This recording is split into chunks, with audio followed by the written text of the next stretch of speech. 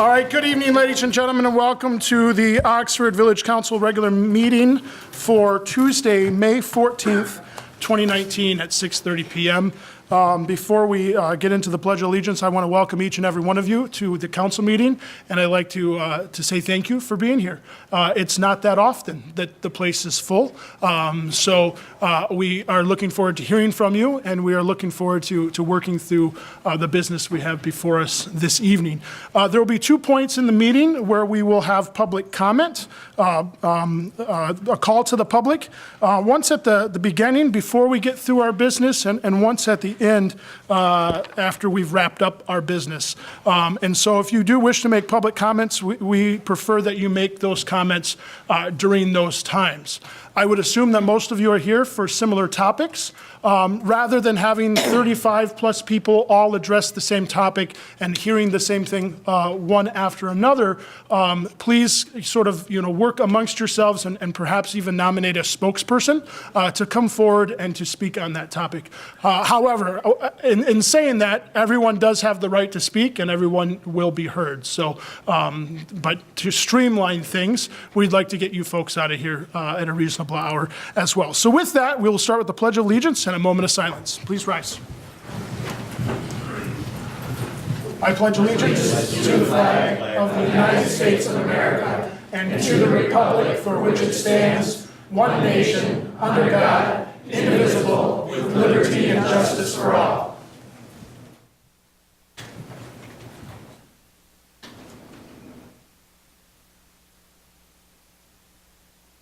Thank you. Madam Clerk, roll call, please. Certainly. Bailey. Here. Helmuth. Yes. Frost. Here. Kemp. Here. Logan. Here. Moving on to approval of the agenda. I'd like to have a couple items removed from the agenda for the benefit of not going on until 3 in the morning. New business C, E. I'd like to do F under a special meeting in 2 weeks, G and I.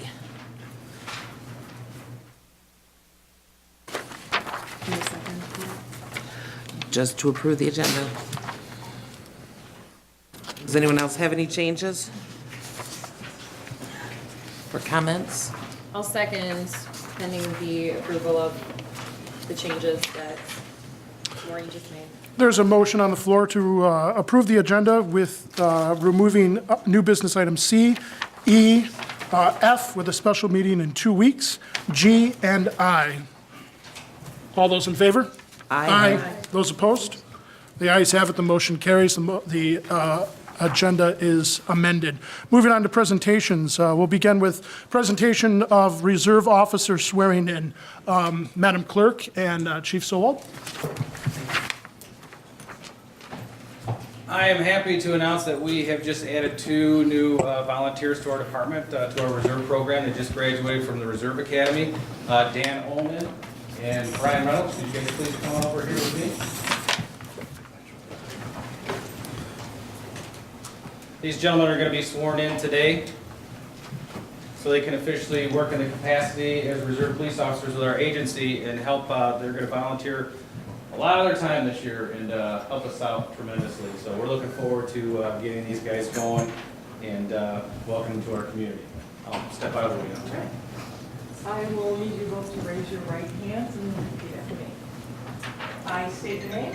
I, Moses Do solemnly swear do solemnly swear to uphold the Constitution of the United States to uphold the Constitution of the United States and the Constitution of this state, and the Constitution of this state, as I perform the duties as I perform the of duties of volunteer reserve officer, volunteer reserve officer Village of Oxford, Village of to the Oxford, best of my ability. to the best of my ability. You're here. Congratulations, guys.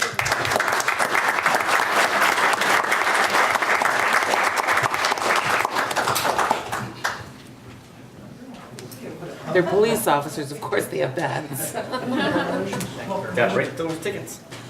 Remember the face.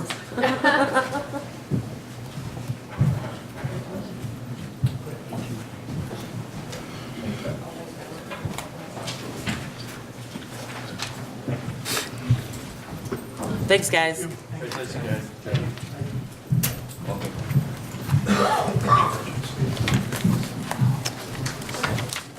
Thank you, Terry. Thank you, Chief.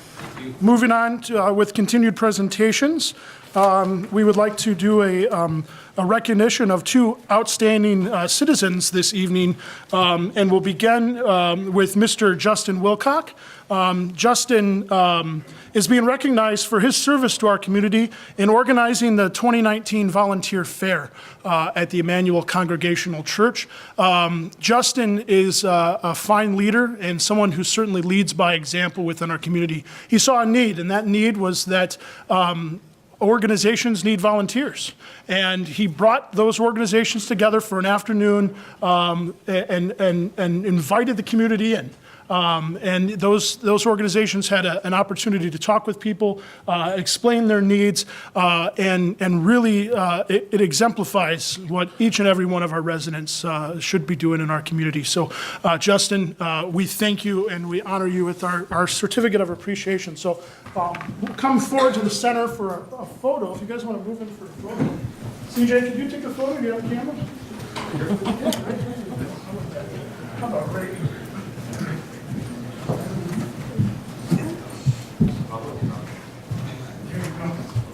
Thank you so much, Justin. Appreciate it. And council, if you can scoot in too.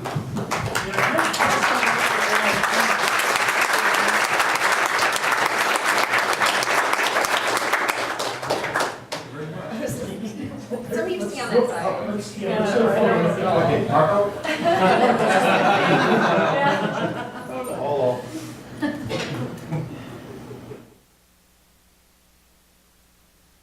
My eyes look closed.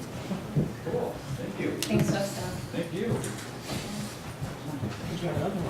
You bet we should stay up front for the. You should, yeah, we should stay. I'll just go, I'll get it. Because that went so well. Just bring it.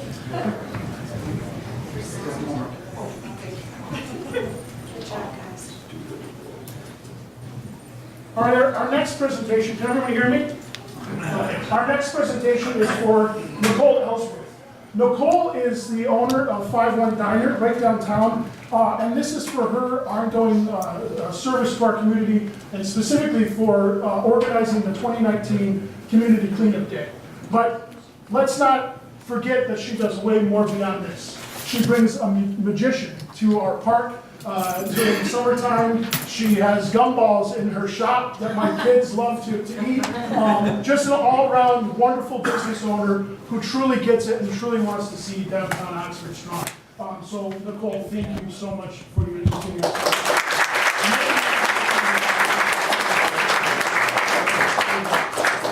They don't see it front, trust me.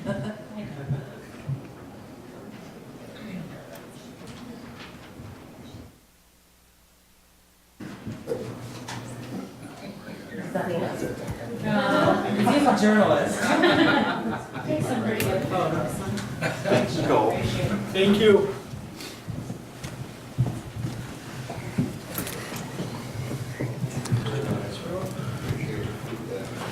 All right, moving on to our continued presentations. We have a presentation from Oxford Township requesting a sewer line easement for M24. So Mr. Dunn, Mr. Curtis, I'm not sure who wants to go first. But the podium is yours, and Mr. Sharp. Thank you. Bill says the whole big mouth.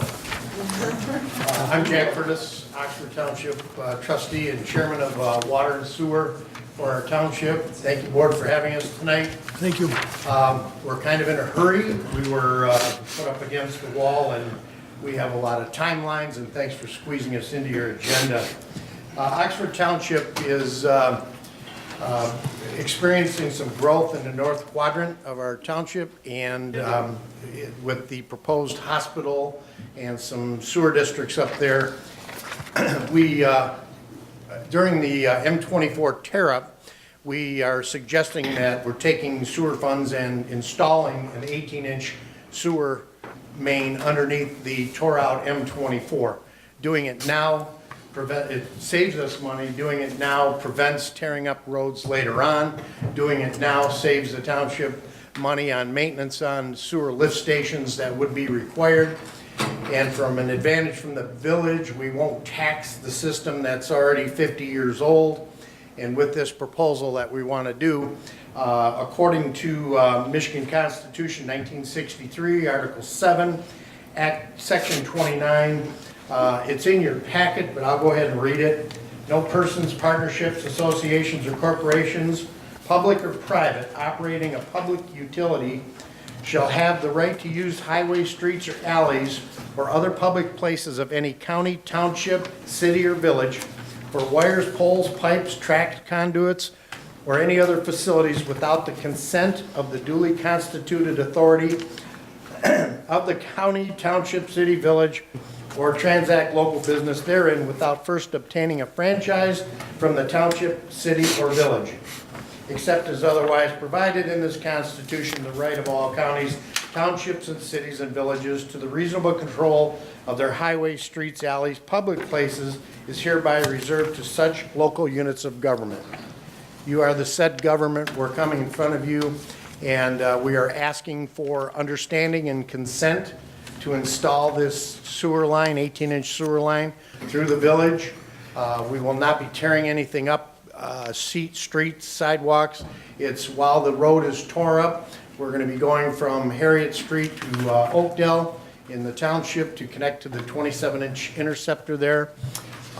It will provide flow for the additional businesses and services that are coming to the north side of town. We were fortunate enough to get on this bandwagon real quick with the public release of Beaumont Hospital coming. With that hospital, it would tax probably the village. It would, I know it's going to tax our system. And we met with Don Brantley, Joe Medor, and Katie about a week ago to get this on the agenda. So what we're seeking is understanding and consent. The township will draft through its attorney our memorandum of understanding to present to you. And tonight we're looking for your board's approval to install our sewer line. Thank you, Mr. Curtis. If I could add, Sure, Mr. Dunn? Bill Dunn, Oxford Township Supervisor in 14 Dennison here in the village. Jack didn't mention that he did mention the timeline, but he didn't tell you exactly. I had got a call from the state today, wondering when we're going to get our design into them. They need it as fast as possible. Jim, correct me if I'm wrong. We need it by June 1st, so they can get it permitted and everything's set in place. So this came on us all of a sudden. We didn't hear about it. As a matter of fact, I got a call from CJ at the paper. Why didn't you tell me about this hospital? Well, I didn't hear about it until this press release. It was about 2 or 3 weeks ago. So they've been very hush-hush, and we are going to be meeting with them next week. 24. As a representative of the hospital to find out what in the world they're doing. So, again, we're in a very tight, there'll be no cost to the village whatsoever. None. Even if we have an agreement, we'll pay the attorney to draw one up. Thank you. One other thing I forgot to mention is I know that the village system is approaching 50 years old. It's probably taxed right now. I just got out of water school, and the new, what do they call it, Eagle, the Michigan Environmental Great Lakes something or other, is coming around and starting to check these systems. And we're proposing in our design to install manholes at certain locations in case emergency connections need to be made in the future from the village. So we have to look at the flow, we have to look at the size, we have to look at what could possibly go in there. But again, I know that we have a June 1st deadline to get this to happen. Thank you, Mr. Curtis. Any questions? Council, any questions, Mr. Curtis? We're going to be discussing this back farther in the agenda, right? Yes, it's an agenda item. I'll wait. Thank you. Mr. Sharp, did you have any comments to add? I'm just here for support. Okay. With Jack and Bill, and I'll stick around Okay. for the next portion. Thank you. All right. All right, moving on to public hearings. And our first public hearing this evening is a budget public hearing, truth and taxation. So at this time, I entertain a motion to enter into public hearing. I'll make a motion to open the public hearing, truth and taxation public hearing at 6:46 PM. There's, oops, sorry, go ahead. Support.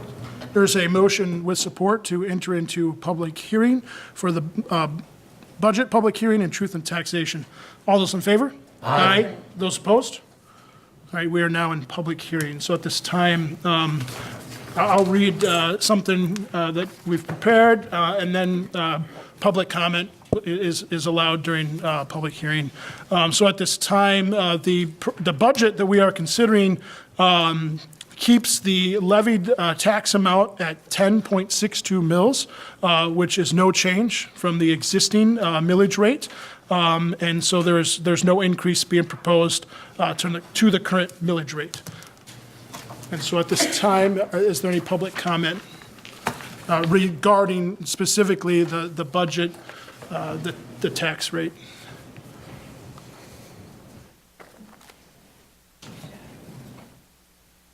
Okay, going one more time, is there any public comment on our open public hearing for budget and truth and taxation? All right, one last time, any comment? All right, I'll thank make a you. motion to close the public hearing at 6:47. Support. There's a motion to close the public hearing at 6:47 with support. All those in favor? Aye. Those opposed? Motion carries. The public hearing is now closed. One other public hearing is delinquent water, sewer, and violation notices. So I'll entertain a motion to open public hearing for that matter. I'll make a motion to open the public hearing regarding delinquent water, sewer, and violation notices at 6:47 PM. Support. There's a motion with support to enter into public hearing for delinquent water, sewer, and violation notices. All those in favor? Aye. Aye. Those opposed? All right, we are now in public hearing for delinquent sewer, water, and violation notice. Madam Clerk, would you like to just give us a quick overview of this? Well, you have a list before you of the parcel IDs where their water, sewer, rubbish, and any ordinance and mowing outstanding amounts. I believe that's more than 6 months in arrears Okay. by charter. This is an annual exercise to clean up those outstanding items. Okay. All right, for those of you, I heard somebody say that you couldn't hear, for those of you who couldn't hear our clerk, this is a list of outstanding debt owed to the village, water, sewer, et cetera, that is outstanding greater than 6 months. And so this is a public notice for those violation notices. Again, this is public comment for, a public hearing for this topic. Is there any public comment at this time? Okay. One more time, any public comment regarding the delinquent water and sewer violation notices? Yep, if you could come to the podium and if you could state your name and your address, if you would. My name is Bonnie Staley. I live at 88 Dayton Street in Oxford. And I guess I have a question. When I was on council, this was a problem then. Why is it still a problem of people paying their water and sewer bills? That's what I'm asking. That's a very, If I'm 2 days late, I get a shut-off notice. So what's happening that these people are still not paying? That's a burden on the rest of us. When they don't pay, then they want to overtax, I've seen my bill go up. So why am I paying for delinquent, people who are delinquent on their bills? And why aren't you guys coming up Right. with something to resolve that? so what this actually does and what this public hearing does is it allows the village to place a lien on those said properties to assisting in collecting those debts. And is that happening? That's why we are holding this public hearing this evening, ma'am. Okay. It would be applied to the tax bill. Thank you. All right, any other public comment for this public hearing regarding the violation notices? All right, seeing no more comment, we will move on, and I will entertain a motion to close the public hearing. So moved at 6:50.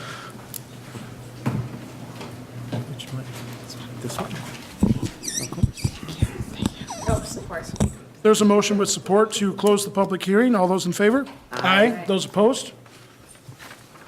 All right, moving on to call to the public.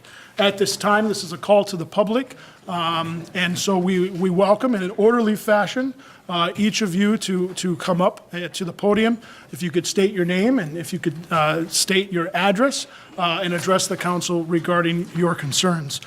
This is a call to the public, and we will be able to listen. We will not be able to respond. Certain topics that if need further review and further direction, we will defer to staff to follow up to you at a later date. Again, those of you who are here for this similar topic, please look to a spokesperson to speak on that topic. However, each of you will be able to speak if you choose to do so. Because of the attendance this evening, we will try to limit our comments to 3 minutes. So at this time, we are now in public comment. Anybody? Mr. Cloutier?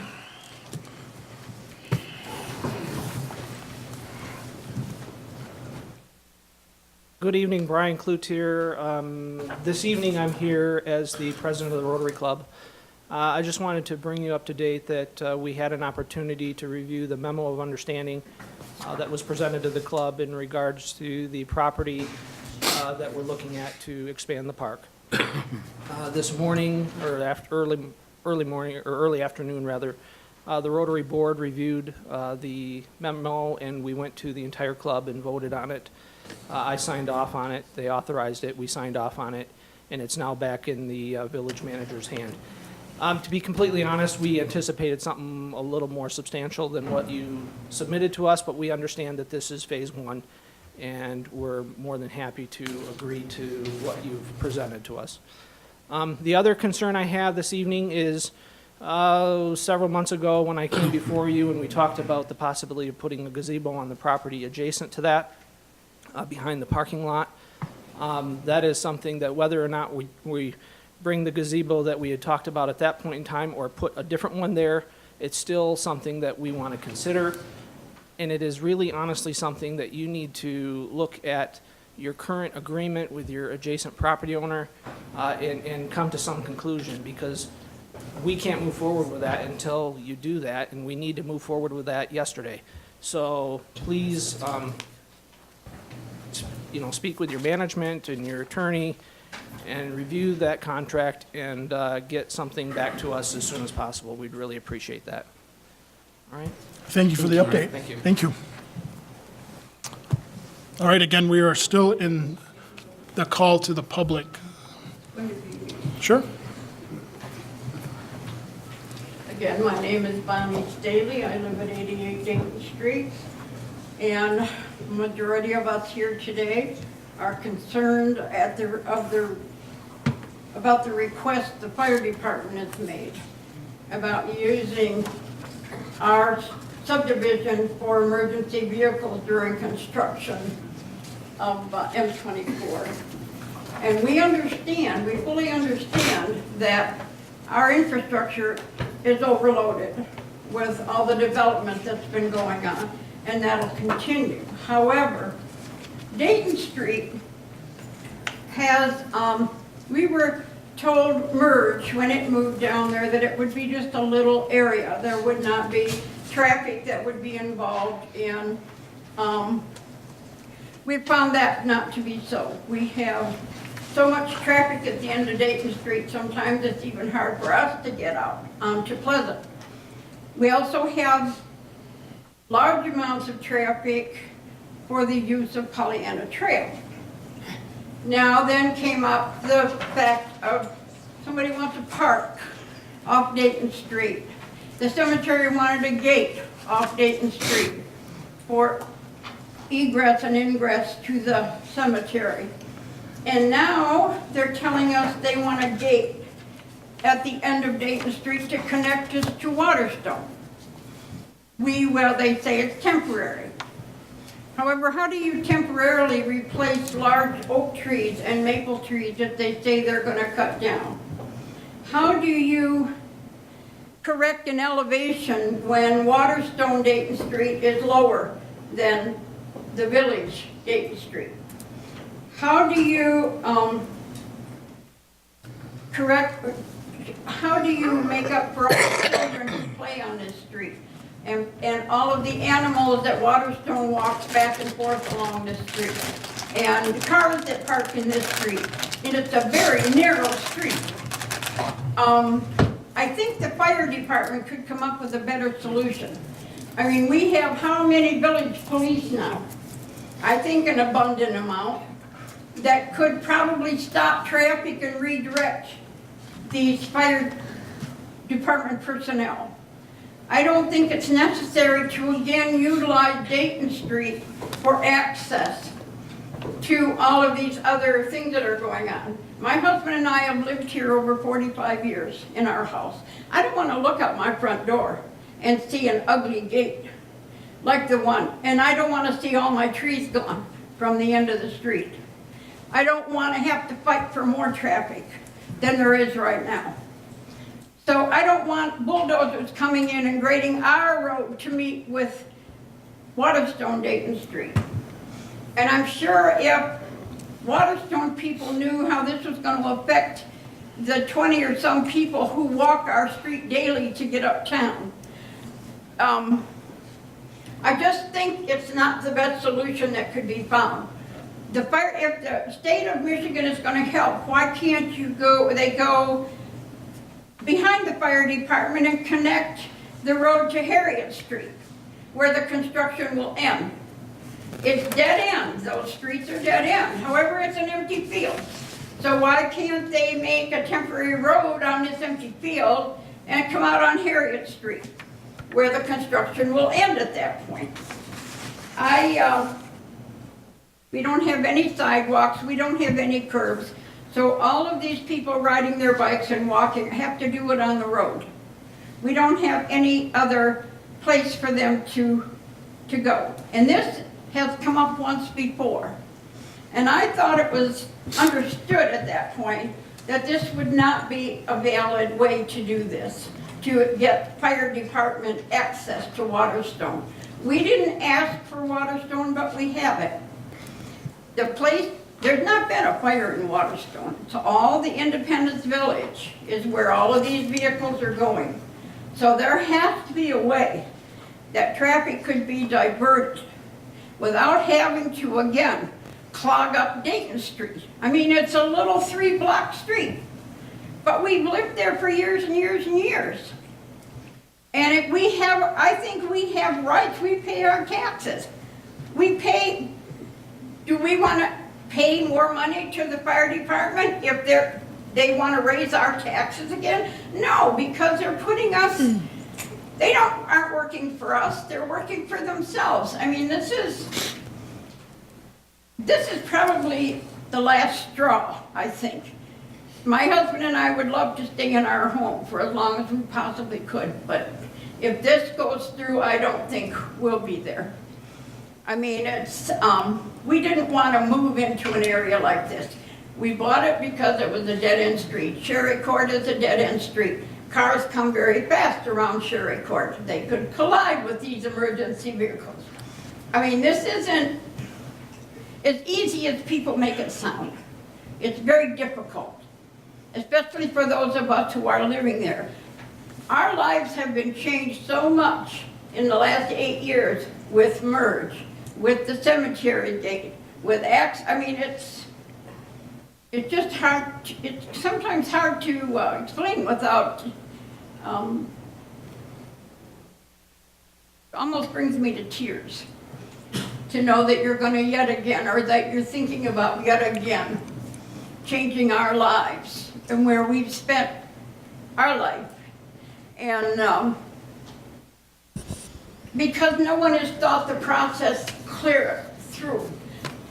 You know, I mean, there are other ways. When the fire department gets a call, the police know about it. You know, I mean, it's not like they're gonna be stuck in there has to be another solution. And we have given you a petition tonight. We've also passed around to all of our neighbors what is involved here. And if we have to do more work to prevent it, we're willing to do that. I just, I mean, if you're gonna do this, then get rid of the park, get rid of access to Pollyanna Trail from Pleasant Street. Do something to ease the burden on us. Because we've been made all of these guarantees when all of these structures and all of these things were going to be done, that it wouldn't change our lives. Well, guess what? It has, tremendously. And it's getting worse instead of better. Now there's gonna be a hospital.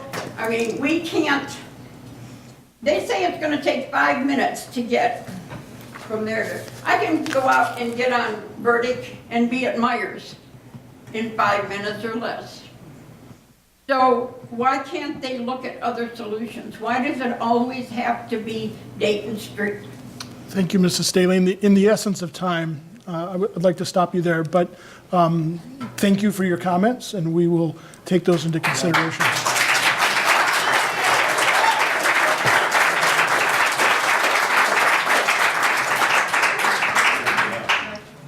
We are still in the public comment portion of our agenda, so I do welcome whoever would like to speak next.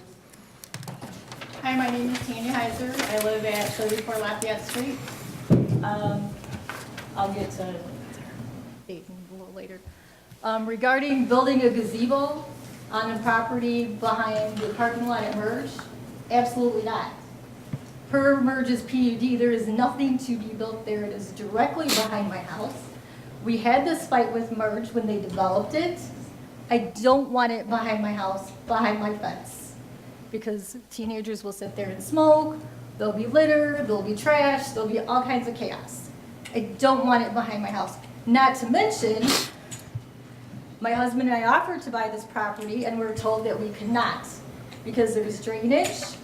It's part of the easement for the Pollyanna Trail. It's part of the easement for Detroit Edison. It's part of the easement for consumers. So if I can't buy it and gate it in, then no, absolutely not. I do not want a gazebo or anything built behind my house. Thank you. Any other public comment? Let's have someone else go. You've already made a comment. We'll welcome your comment again, but let's have a few others go first. Ma'am? Again, state your name and your address if you would. Claudia Geiger, 475 Sandhurst, Waterstone. We totally agree with you, and we're on the other side of it, and we don't want it either. The builder specifically asked if they could do it years ago, and everyone said no. Let's leave it closed. There's other ways. There's 4 ways to get into that subdivision. And most of the time, they're going to Independence Village, which isn't even near us. That's way up South Waterstone. So they can come down Burdick, turn down South Waterstone, and you're right there instead of cutting through Sandhurst and cutting all these roads that they have to get to South Waterstone. So we are totally against it. That's all I have to say. Thank you.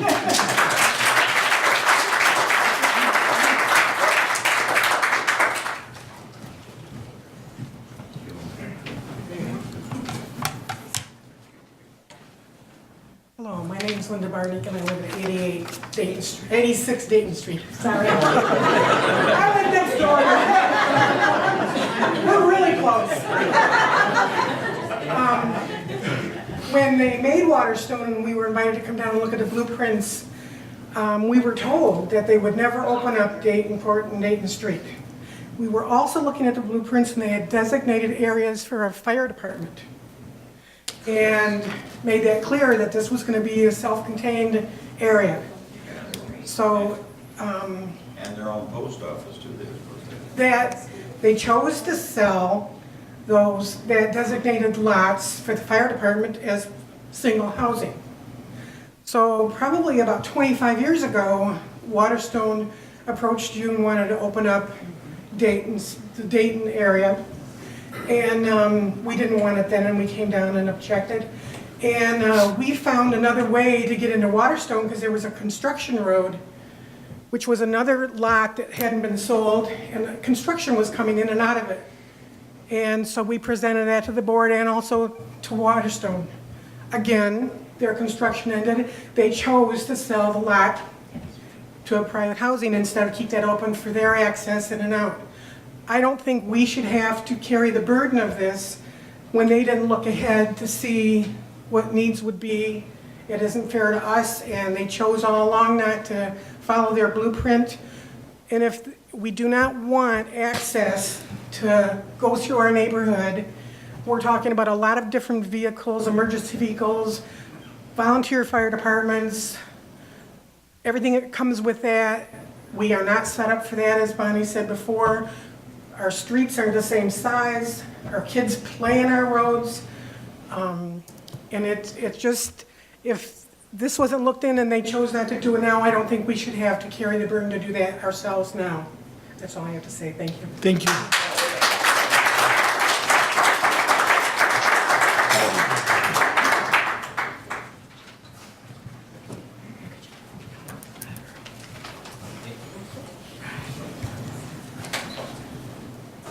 My name's Brian Peacock, and I live at 87 Dayton Street. I'm opposed to this also.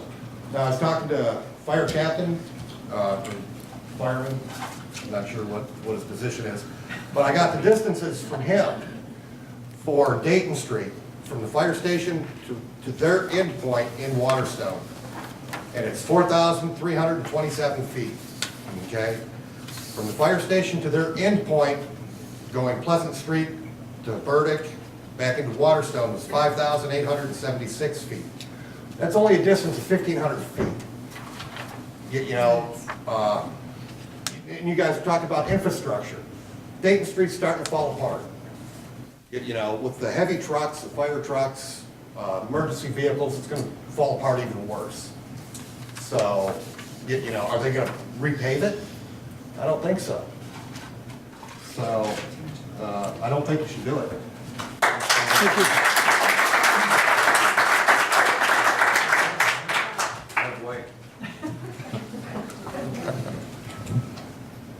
Any other public comment?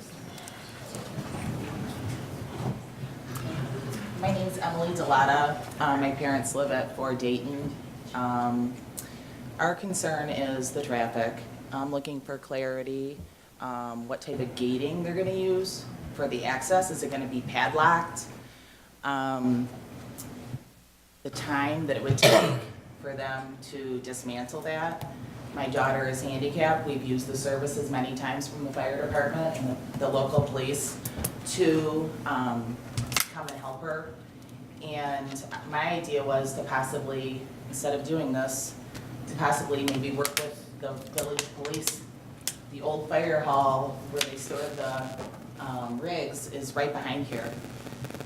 To cross over the west side of the street, if it's bumper to bumper like they're anticipating, how are they gonna cut over? I mean, are you gonna have cars driving up on sidewalks? Because if they're blocking it, there's no way to go. So from the people on the west side, the concern with, everybody up Burdick and Seymour Lake for them to access just makes sense. I mean, maybe we don't use it all because I know the police officers have to park their rigs, but maybe even half of it just to put one truck and maybe an ambulance to sit there. It just makes more sense to me. So Dayton is only, has sidewalks on the one side up to, I believe it's First Street, from where my parents are. My kids ride their bikes all the time. I'm just thinking it's opening, if we do this, then what happens next? Like when they shut 24 down for parades, we're gonna open this gate to let all the traffic that sits for an hour in front of my parents' house, what are they gonna open it then? Just to let the traffic through. And then, we let them do this, so let's just make it all the way open because, what if Burdick, we gotta put new sewer lines in 10, 12, 15 years. Then what are we gonna divert traffic? So that's my folks' concern, my concern as a taxpayer. I'm concerned of the overall safety of the children and people that ride bikes and all of that, so, thank you. Thank you.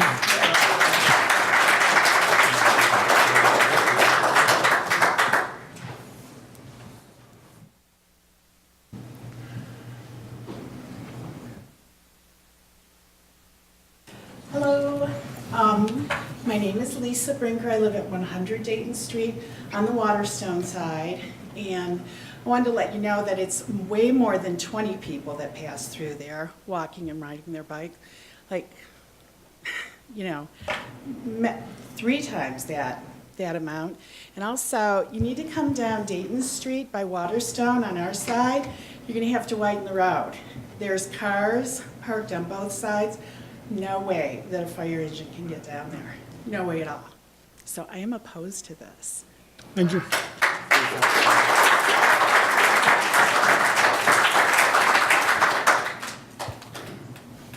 Any other additional comments?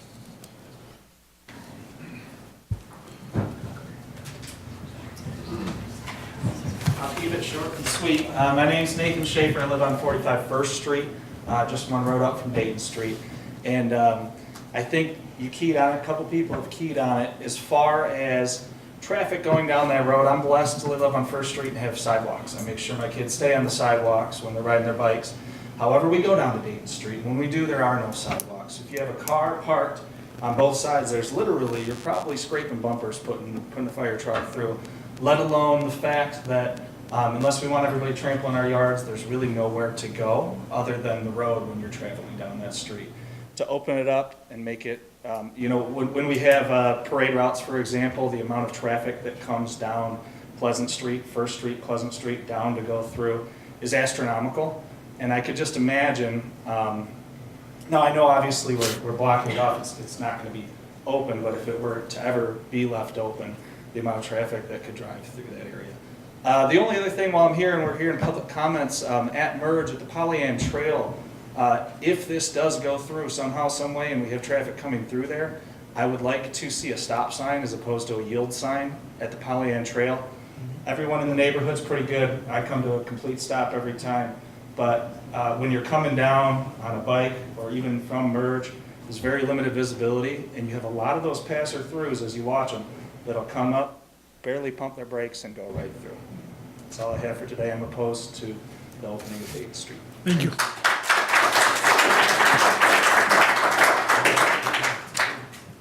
Any other public comment? Ryan?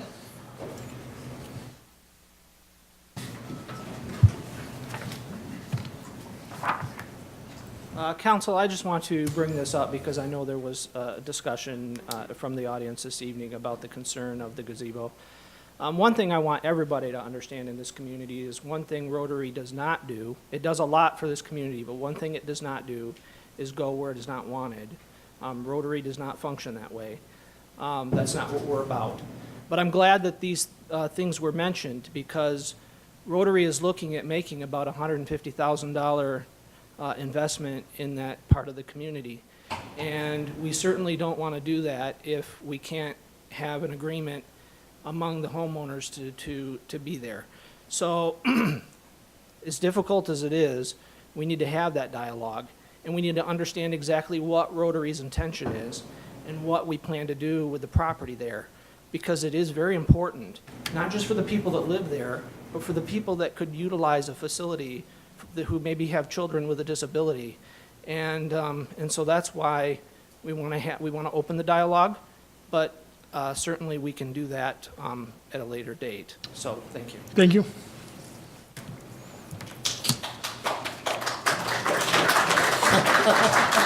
Well, you guys will clap for anything. All right, any other public comment?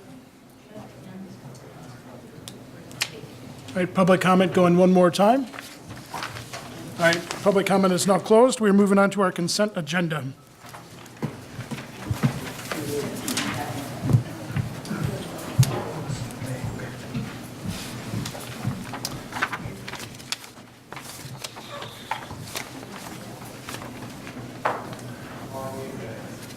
We have consent agenda items A and B, and I'll entertain motions regarding those agenda items.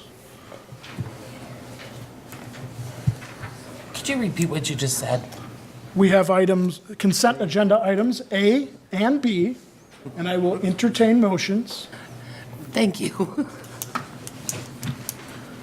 That's my nudge. That's called a nudge. I just want to make a motion to approve consent agenda items A and B. Support? Does that include the bills and the amount there? Yes. We should read out the. You should read those, yep. To include the bills in the amount of $166,157.08. All right, there's a motion on the floor with support to approve consent agenda items A and B and the bills and the amount given. Madam Clerk, roll call, please. Bailey? Yes. Helmuth? Yes. Frost? Yes. Kemp? Yes. Logan? Yes. All right, moving on to unfinished and old business. Old business at this time is the fire department request for emergency access. And I would like, before I invite Chief Schultz up to the podium, I'd like to dispel a few myths that I've heard this evening. This request is coming from, not from this body. So when I hear things like they, you, and nomenclature like that, it gets a little confusing because this council is not asking for this. Our fire department is asking for this. And the professional firefighting chief of our department is asking for this because he can speak to this more in just a few moments, because he has sat down with MDOT and he has sat down with his officers, and they have looked at a map of the township. They have looked at maps of the M24 detours and the M24 closures, and they have had to make an analysis to figure out what their solutions are. And I say solutions plural because the Dayton Street option is one piece of the puzzle. There are multiple pieces of the puzzle. There are multiple concerns. If there's a structure fire to the north of our village, if I hate using hypotheticals, but if there's a structure fire at McDonald's, for instance, our fire department during the construction cannot get there because of the road closure. Mutual aid from station number 2 will not be able to get there efficiently because of the road closure. Mutual aid from Orion Township will not be able to get there because of those road closures. So I understand and I hear each and every one of you, and I live on Pleasant, and so I completely agree with all of you. However, where I disagree is that this road construction will impact every single household in this community. Every single business in this community will be impacted. And unfortunately, for the safety of our neighbors in Waterstone, for the safety of our businesses up the street at Meyer and Independence Village, we need to make some tough decisions. And I don't have the answers. I've not even heard the chief speak quite yet. So we need to think about what each of our sacrifices may be. And I've heard things like a gate. There's been no discussion of a gate. And there's been no, so what I would like is I would encourage each and every one of you to listen to what the chief has to say. He is the professional firefighter. He's looked at this with his officers. He's looked at this with MDOT, and all of us will be impacted by this. We have no idea, because this is a once-in-a-lifetime project.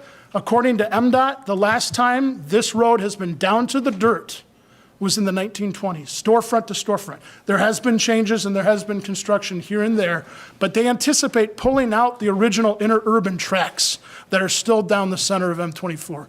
That's how much of a once-in-a-lifetime project this is. So it will impact all of us in varying ways, I don't know how council is going to weigh in on this, but I know that we need to consider many options before us, and we each need in our own household to think about how do you get to some place as simple as the daycare on M24. The Goddard School is where my children go, and I will not be able to access that. So how do you get to Meyer from our neighborhood? Our neighborhood will not be able to access Meyer from our neighborhood. You'll have to go down Burdick to Glaspie to Ray. And Glaspie will be northbound, one lane only, because that's a detour route. So the chief and his fire crew and MDOT, they are looking at many, many, many, many more pieces than what we have here before us tonight. So with that, I'm going to stop before I get on a tangent on a soapbox. That's not my goal. Your vote.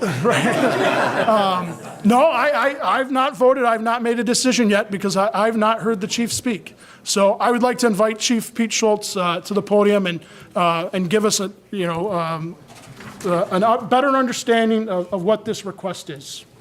Evening, council, evening, public, residents of Dayton Street, First Street, the entire subdivision area up in there. I'm excited that there's this many people here that actually finally care about something that's going on in this community to actually show up and have input into it. It's going to take all of us. I've been working on the task force now for this entire road project for over 2.5 years. I've attended meeting after meeting after meeting after meeting of my own time. Sue Bizzari's been on that, Brian's been on it, other individuals have been on that meeting back and forth for over 2.5 years. This is not my idea to tear up M24. I didn't sit around and say, gosh, how could we really screw up this community? Let's put the road through. That is not what it's come down to. My job is to look out for the health, safety, and welfare of all 22,000 people that live in this Oxford community. And I say community, I mean from Davison Lake Road on the north, all the way to Indian Lake Road on the south, all the way to Baldwin Road on the west, all the way to Bar Road on the east. Every single one of these residents is going to be affected, as Joe said, 100% by what is going to happen onto this road. Prime example, like Joe has said, or even to like Mo, leaving your house to get to Myers, or even to go to McDonald's, or even to go, better yet, go to McLaren Healthcare Center. You can't go out to 24 and turn left. It will be shut down from April at Drainer Road all the way north to Dunlap Road, or excuse me, to Ray Road, the entire construction season. Southbound traffic will be only one lane going south. Glassby Street going north to Ray Road to 24 will be one lane that entire time. On the average, we have over 30,000 cars a day that go this way both times a day. In the morning when you can go out there right now, I invite you to come to the fire hall and sit there in the morning and you can have coffee with me at 8 o'clock in the morning and we'll watch the traffic. When southbound traffic is backed up, clear up to almost to Gateway, almost all the way to Market Street, going south, both lanes at a dead stop. The same thing going north, coming after roughly 1 o'clock in the afternoon, heading north, both lanes are bumper to bumper going north up until 7 o'clock at night. Now take all that traffic and put it down to one lane. I can't get down through there no matter which way I go. I don't care on Glassby Street, I don't care on M24. Every single road that I have to travel on is going to be down to bumper at a standstill and crawling. When they tear up M24 going north, they're doing the northbound lanes first. The main project they're digging is they're putting in a new storm sewer up through the entire way, close to what, 48-inch? Jim, that they're proposing to put a 48-inch storm drain going up. So it's going to be probably 10, 12 foot deep in the ground going all the way through up there with dirt piled up all over the place, so barely one lane going south. So when I try to even go south, because that's the only way I can go when I come out of the fire hall, is that you've got all that traffic in front of me that has no place to go. They can't even pull up on the sidewalk, they can't even pull over the edge, because if they pull over the edge, they're going to be down in a 4-foot ditch on the entire left-hand side. So no matter which direction I go, I'm going to be hung up in traffic. And the same thing is every single one of you is going to be dealing with that on a daily basis, going to work, even trying to go to the high school, trying to go out Lakeville Road, try to go any place in this community. Every single street is going to be like that because every one of us, including myself, is going to try to figure out how the heck can I get someplace because traffic is at a standstill. I'm going to be cutting through every parking lot. I'm going to be cutting through every back alley. I'm going to be cutting through any place that I can find someplace in an emergency to get through. You mentioned Harriet and Helen Street. M24 is actually getting tore up all the way to Gateway Drive because they're adding the turn lane for Gateway Drive going up. So they're also tearing it up past Harriet and Helen. Because I've even thought about that, and I've even talked to them about opening that up so we can get through to there to go north of there. And at this point, it's getting tore up all the way to Gateway Drive. So I'm screwed no matter which direction I go. My intent is to work with the contractors on a daily, hourly basis for this entire community to figure out how can I even get to a street anywhere in this community. And we won't know until approximately December-ish when they let the bid for the project as far as when the contractor is awarded. and then by January, to be able to get a construction schedule for the contractor. Depending on what contractor it is, how big of a contractor it is, if they can hit the whole project from one end of it to the other and go at it and start knocking it off, then potentially maybe some of it will be opened up to the north that I can get through. But their first attempt is they're opening, no matter what they do, they're starting at Drainer Road and do that entire Drainer Road intersection all the way across will be tore up at the very first part of the project, March, April. After that is when they would be closing the road then to go north from that point, because they want to then be able to take everybody onto Drainer Road to go either way. Traffic from that point is be going, again, because everybody's going to be sitting at it still on Glassview Street, so I can imagine, I'm going to do it because that's the only way going north, I'm going to detour Drainer Road to Pontiac Street to get to my house. And you can bet you that at the next meeting that we have, everybody on Pontiac Street is going to be sitting in your seat right here complaining, I don't want anybody on my street. Oxford Lakes is already throwing their arms up in the air and they're threatening all kinds of stuff. They're going to gate themselves off and barricade their entire city community onto themselves because they don't want anybody cutting through their street. And I can't for the life of me dream of why anybody that drives on M24 goes through Oxford Lakes or turns right on Lakeville Road. It doesn't happen. You can sit there and watch traffic. So my meetings with the task force for the last 2 years, we've already been working on the project. MDOT themselves came to the fire hall. AECom, who's their construction engineers for the project, came to the fire hall. We've laid maps out for the entire township, looked at every way of which way we can go, and they even talked about putting temporary gravel or whatever on the north side of there, even if that isn't a possibility whatsoever, if they get the storm drain put in, if they can just lay gravel down that I can drive on, they're going to attempt to do it. But again, it's not a guarantee that I can still get up through there with the big trucks and everything. So I'm looking for safety-wise for this entire community, what can I do? Dayton Street was one of the areas that we've identified. At this point, a gate is not being talked about because, again, if I have to stand there, fumble around a key to get out, unlock the padlock, go through the whole bit, I'm wasting time. I might as well be trying to figure out some way. The intention is to take the guardrail down. Again, we're going to have to cut down the trees that were basically weeds that have grown up since Waterstone was put in because there wasn't anything there from before. I've lived in this community for close to 58 years, so I know exactly every square inch practically what this community looks like and how it's got to where we are right now. The trees would have to be cut down to get through the guardrail removed. The grade isn't much to have to deal with. They will either asphalt it if I need to or just put crushed stone or gravel, whatever, so that I can get an ambulance and a fire truck through there. Both sides. Fire hydrant. There's a fire hydrant right there in the corner of it. Yep. Fully aware of it. Both sides will have signs put up, and again, all this is being paid for by MDOT. It's not being paid for by the village. It's not being paid for the fire department. It's not being paid for the township. That they'll be putting signs up on both sides of it stating emergency traffic only, no through traffic. It should be enforceable under the police ordinance from the village and from the township to enforce everybody. And I would hate to see sitting on both sides to see somebody sneaking through from one side to the other of the residents in one of that area here. But it's for Let's hear one of your emergency. other alternatives. Okay, moving on. On the east side, to get out to Lakeville Road, to get out to North Oxford Road, to get out to the whole northeast area, or even for us to get to the high school, I have to travel down Church Street, to Lauk Street, to East Street, and again, the East Street is a narrow street with all kinds of kids playing up and down that road. Then I hit Glassby Street going north, which again puts me in the line with all 30,000 cars going north on Glassby Street past the high school. I can't even imagine what it's going to be like for the school buses or anything else trying to get up that road next year in the spring and in the fall when they have school. They're also looking at Glassby Street and East Street of temporarily installing a stoplight right there so at least I can stop traffic, so at least I can get out onto Glassby Street. But again, temporary till the season is over, and then they would remove it, so that would get us up towards the north. I have looked at it, we've talked to them, but again, I can't until I can get an actual construction schedule of being able to go up through Harriet, Helen, and Lincoln Street on the north end to be able to try to sneak through that area up there. And again, if they make a path through the edge of it, so onto where the sidewalk is, so I can get past some of the construction, anything I can get through on that end of it. We take calls to McLaren Healthcare Center on sometimes a daily basis, sometimes, a couple times a week, but we're up there today twice. Do you know what it's gonna be like for me to get to that place? They have to go all the way out to Waterstone, to go all the way up north to Market Street, to come back down, to come there, when I can actually walk across there with a bag in my hand, but I can't transport them at that point, I can't put them in there.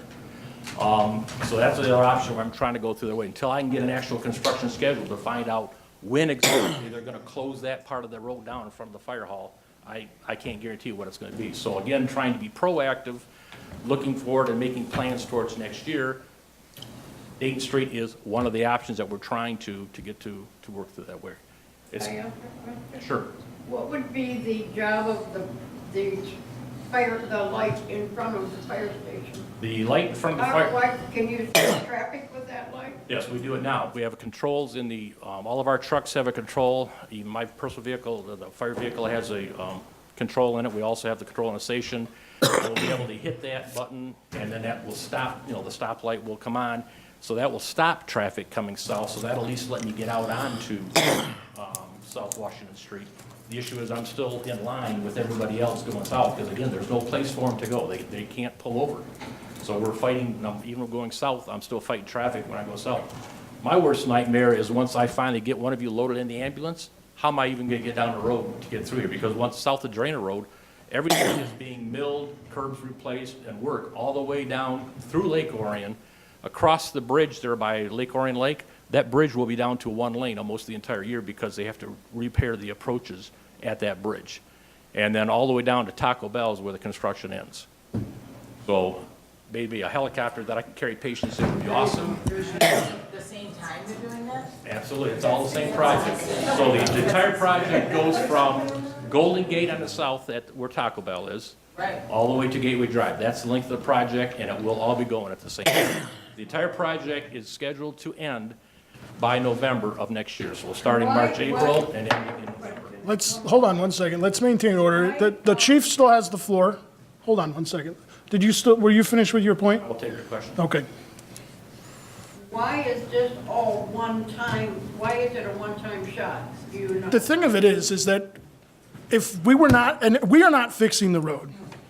MDOT has come to us and said, we are tearing the road out. It's not our road, it's MDOT's road.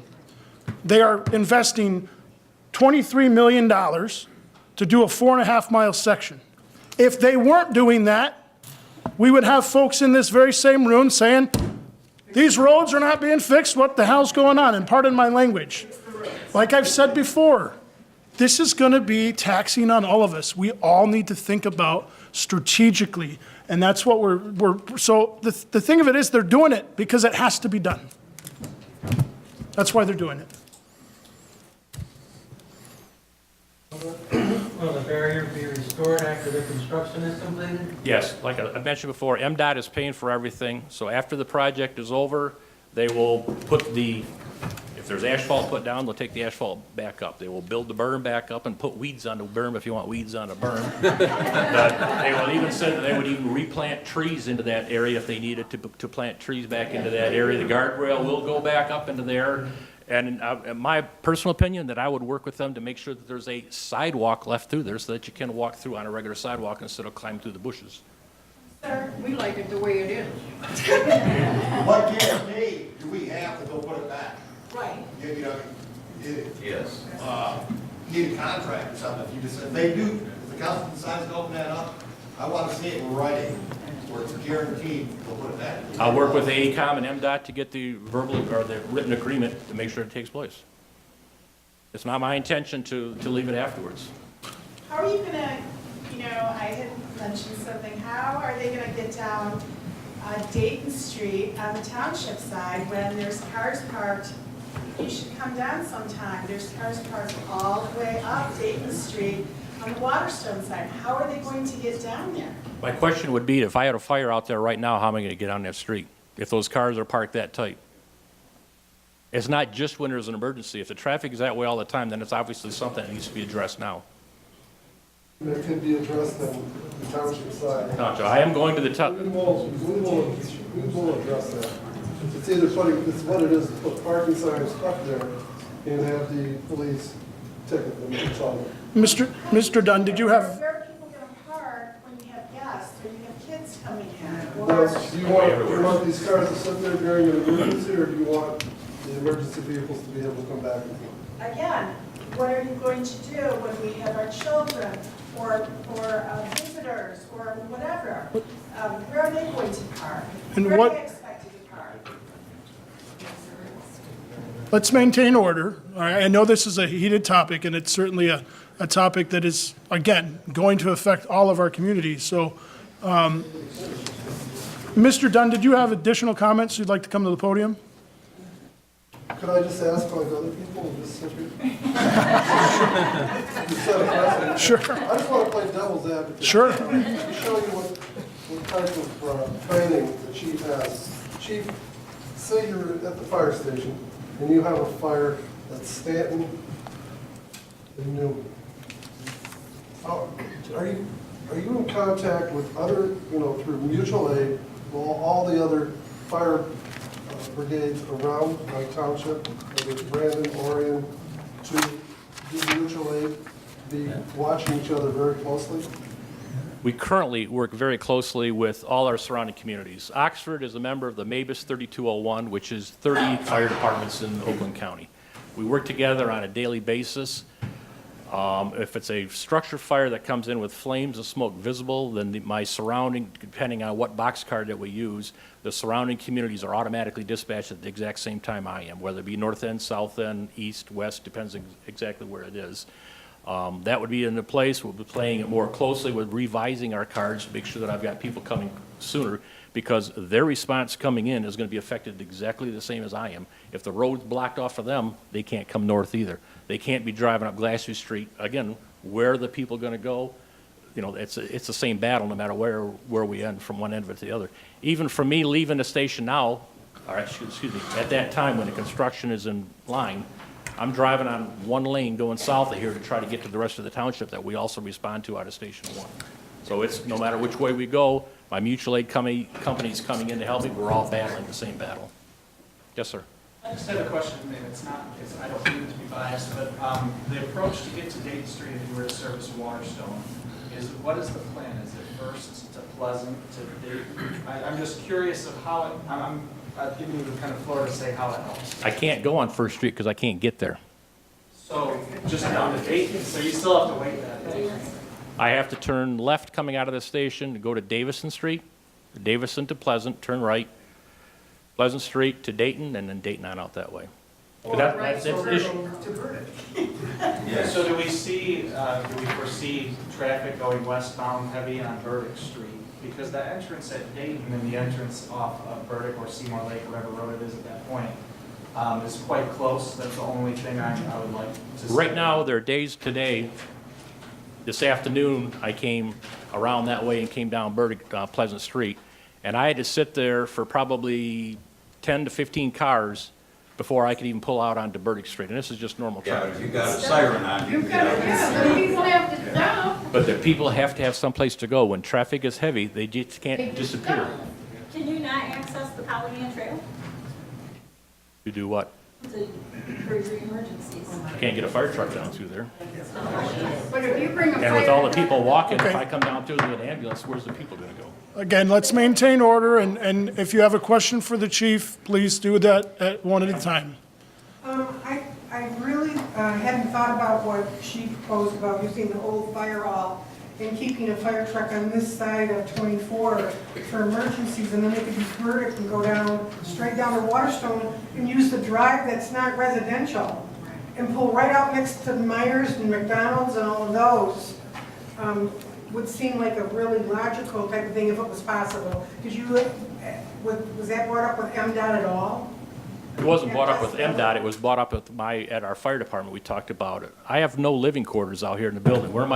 My staff is 24 hours that I have people living there, so they can't very well be living out there when there's nothing there for them. I can't have them just sleeping on a cot.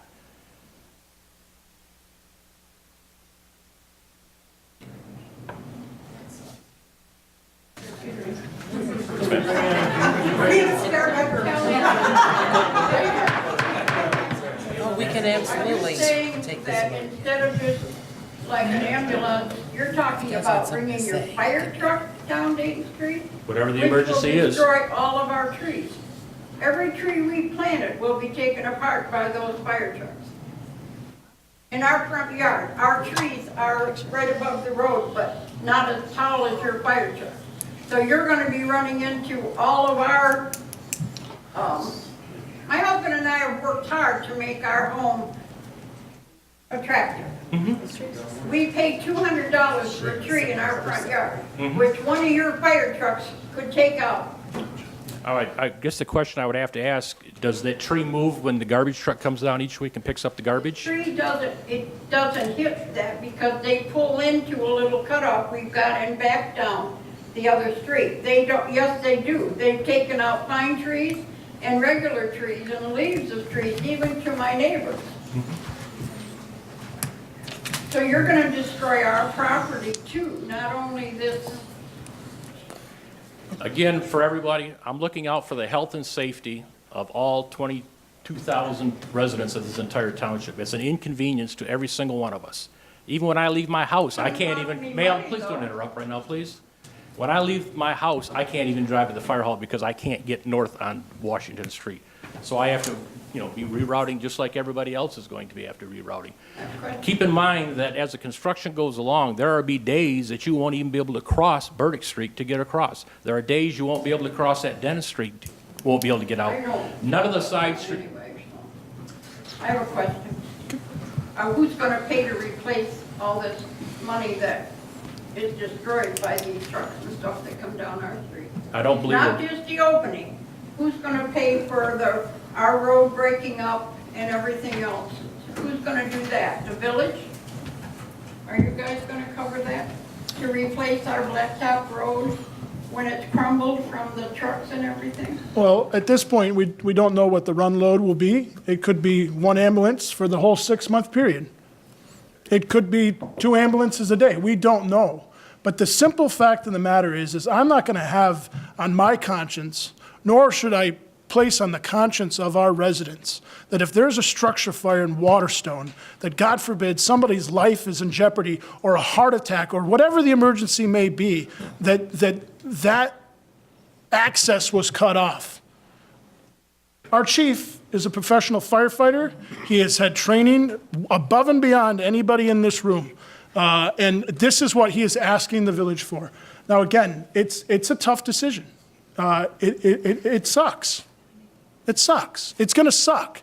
But the simple fact of the matter is that when 2020 is done and that road is done, we will have a brand-new streetscape, we'll have a brand-new road, the township will have a brand-new sewer, and we can cut that ribbon and we can say, gosh, that was tough, but wow, we're moving forward. We're moving forward. And the simple fact of the matter is we are 20 years into the 21st century, and we're in one of the largest regions in the country in terms of urban density. We're not a little town. We are a 5th-ring suburb. People travel our roads. There are 40,000 people, 40,000, 30,000, whatever the number is, pass through our intersection every single day. And if one of those people die because our chief could not get there, that's on everybody in this room. Keep in mind, it's not just Waterstone. Everybody keeps referring to Waterstone. It's everything north. I'm talking all the way up to Davison Lake Road. I'm talking all the way out to Barber Road, to Garden Road, to Delana Road. That's my access to get to them. I'm talking out to Baldwin and Davison Lake Road. It's everywhere north of here and east and west of here that I have to go. I also want to say that the chief, he sits on the board of the DDA as well. And he's not just looking at it for like what he needs for the fire department. He wants what's best for the community all the way around and the safety of the community. And I think in order for us to be successful in the future, sometimes we do have to take a couple steps backwards in order to go forward. And I know that, he always wants what's best for everybody, for the town, for the citizens, and for everybody's safety. So I don't think we should get upset about things that we can't control right now. We don't know what it's going to be, and I know it's upsetting because I feel the same way about the diner. I think, how are we going to do this? Where are we going to go? I mean, I'm moving over this situation. So it's like, I get it, but we can't just be upset about things that we don't know. The downtown also, again, that's all affected. Downtown through the village, from East Street all the way to Dennison Street, 100% of it gets removed, not just the street, the curbs, the sidewalk, the trees, the light poles, everything gets completely torn out of there, building to building face. And when it cuts all completely put back, there's a brand-new streetscape that's going back in with new landscape, new benches, new trees, new everything. So, I mean, it's going to be awesome downtown when the whole thing is done. It's going to be something that every one of us can be proud of, that this is our community when we get done with the whole project. Is this going to improve flow of traffic? Does it mean we don't have to have backup traffic anymore? They are going to be reworking the lights to retime the lights. They are going to be adding turn lanes.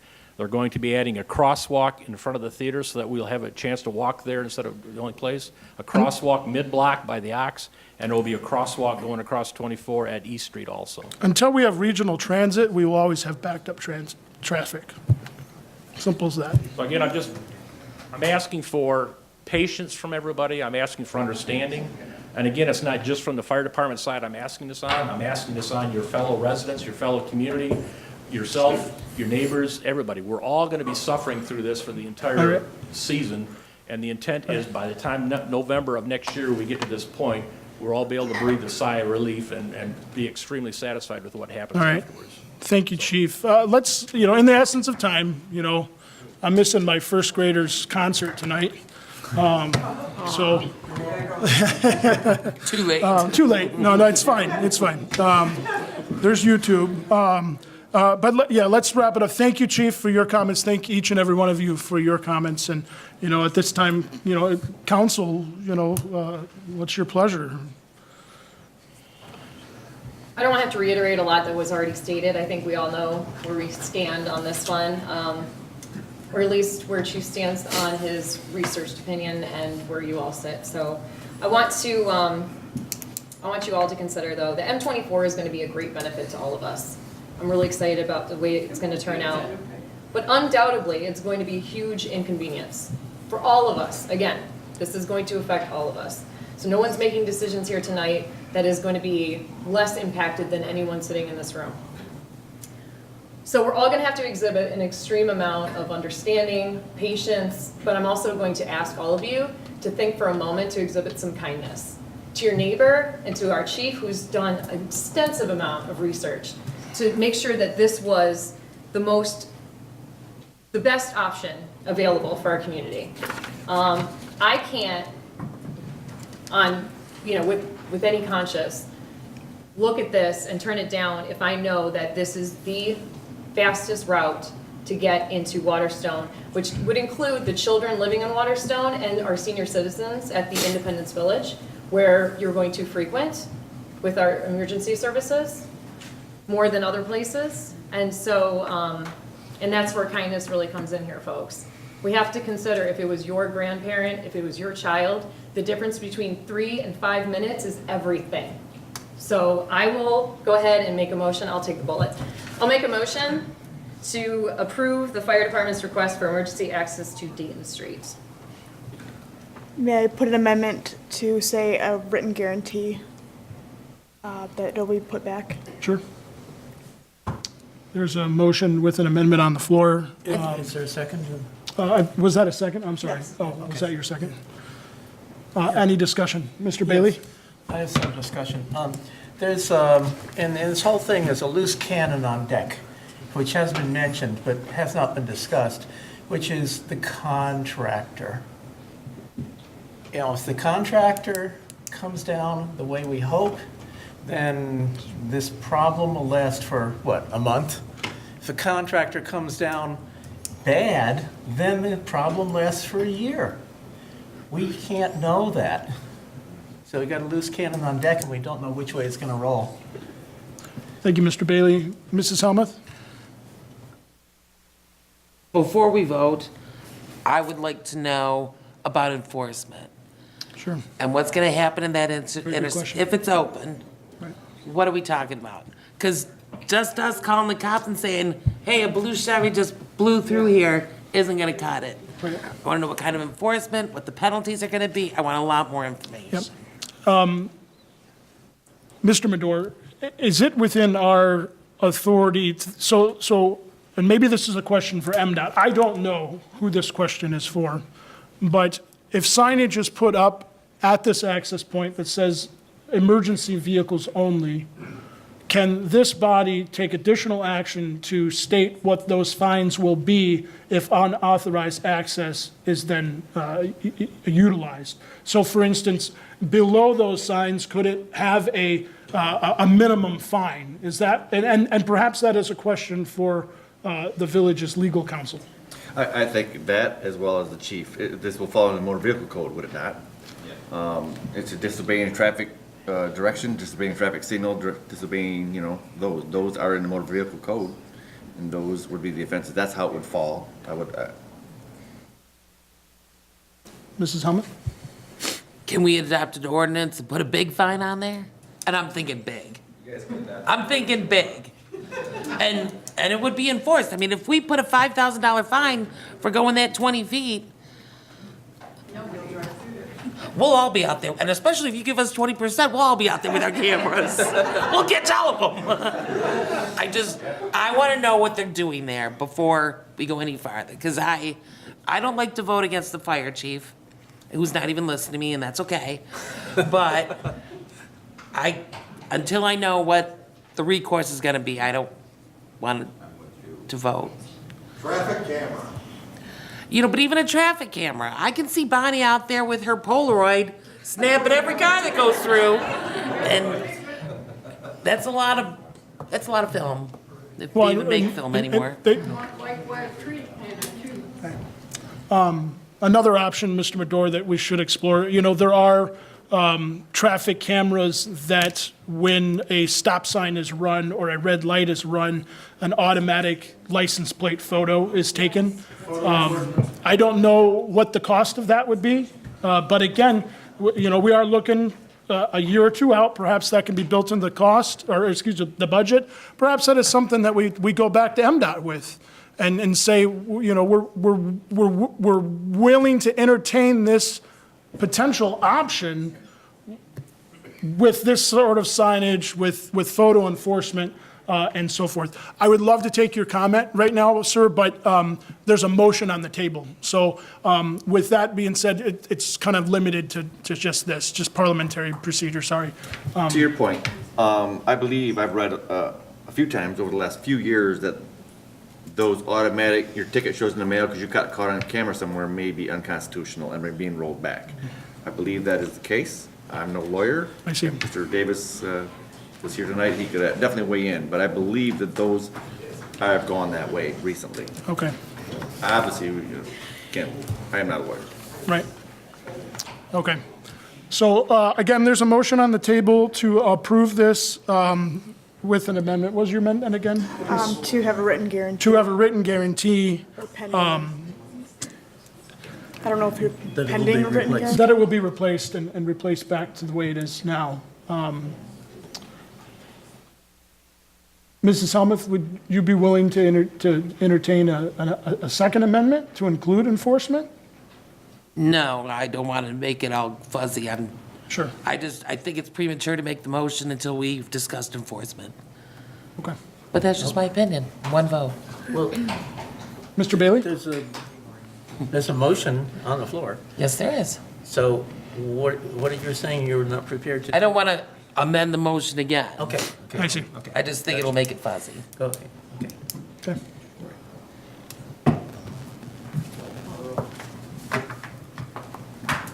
Madam Clerk, do we need a roll call on this? Logan? Yes. Kemp? Yes. Bailey? Yes. Frost? No. Helmuth? No. Yeah, that's not good. Motion carries. The motion carries. So we'll put enforcement on the next agenda? I will send an email to Mr. Davis Yes. Yep. about And let's have parameters. that enforcement on the next agenda. Big fines, shotgun shells, whatever we need. Comment? Mr. Bailey, one comment? Yeah. I happen to know where each member of council lives, and it'd be very interesting to see how many of us actually live in your quadrant, in the northwest quadrant.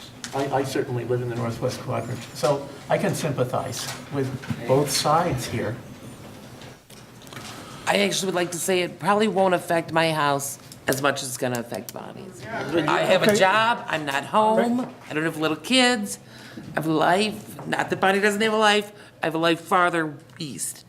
But Lisa Brinker's right there, and it's gonna affect you, and we're gonna take care of you. Okay, let's rein it in, and I'd actually like to make a motion to go into recess. Oh, good call, support. There's a motion to enter into recess. All those in favor? Aye. Aye. This council's in recess. Have a cigarette.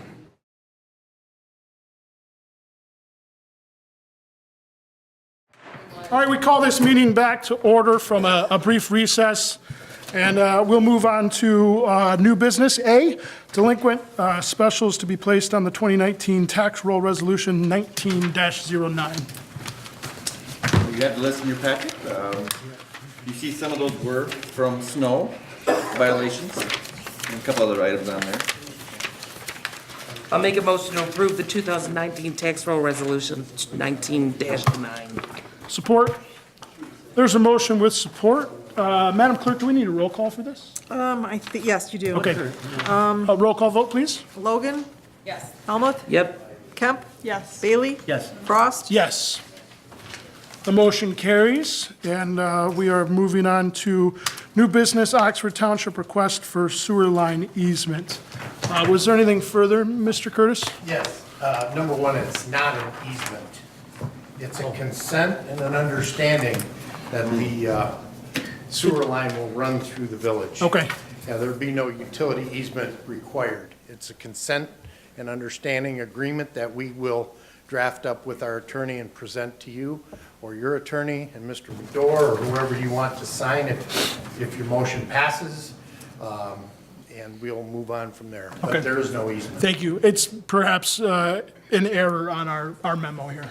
We have been talking so fast and furiously. We got some people out of bed early one morning. We drug them off. It's been very fast.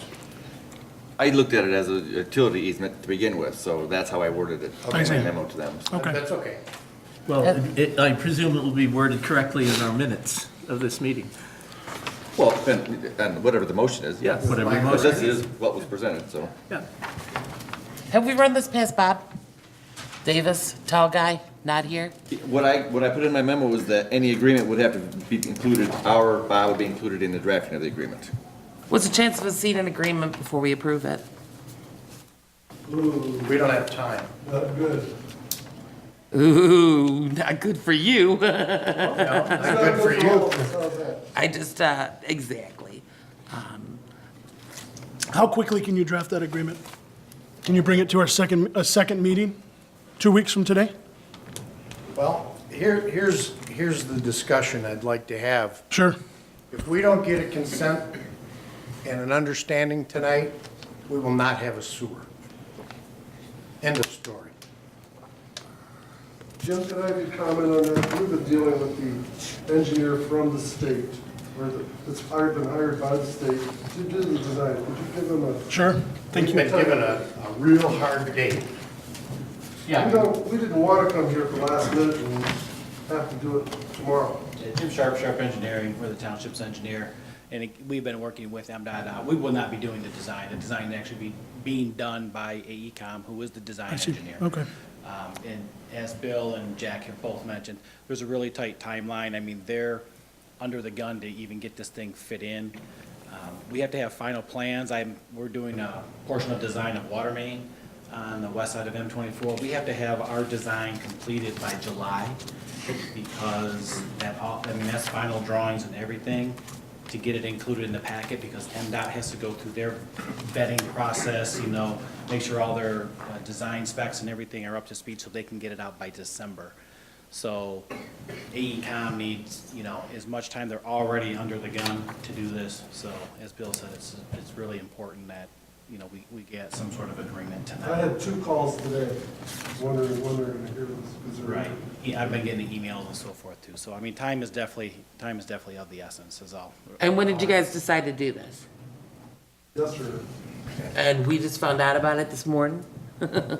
It's not my intention to tell you no, but I'm not gonna approve an agreement that hasn't even been written yet.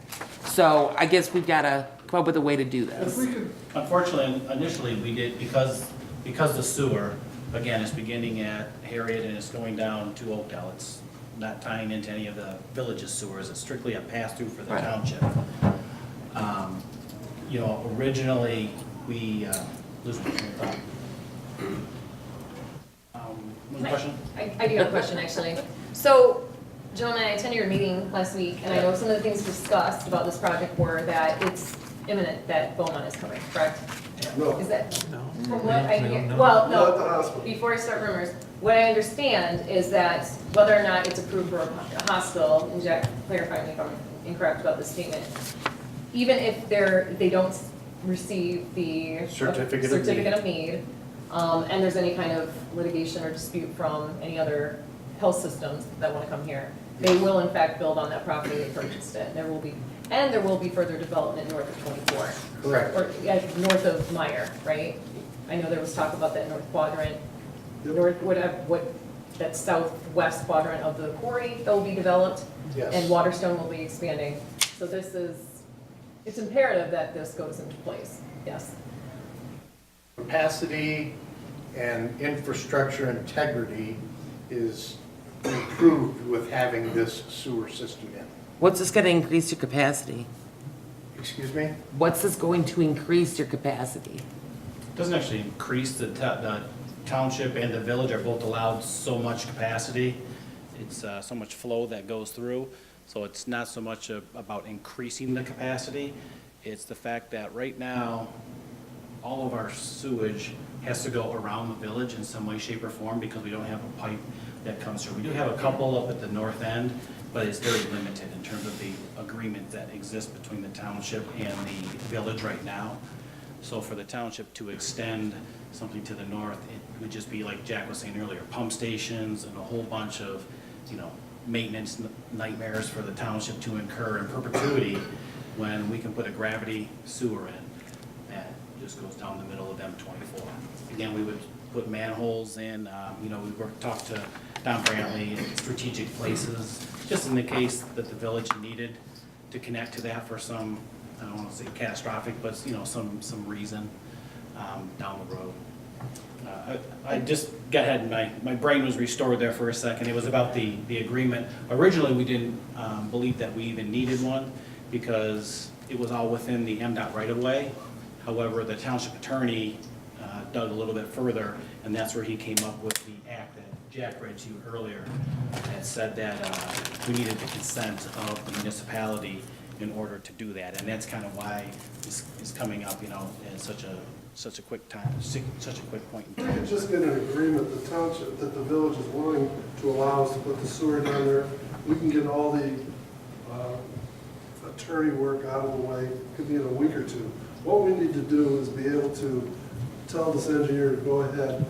Yes, we're gonna spend $54,000 to design the sewer.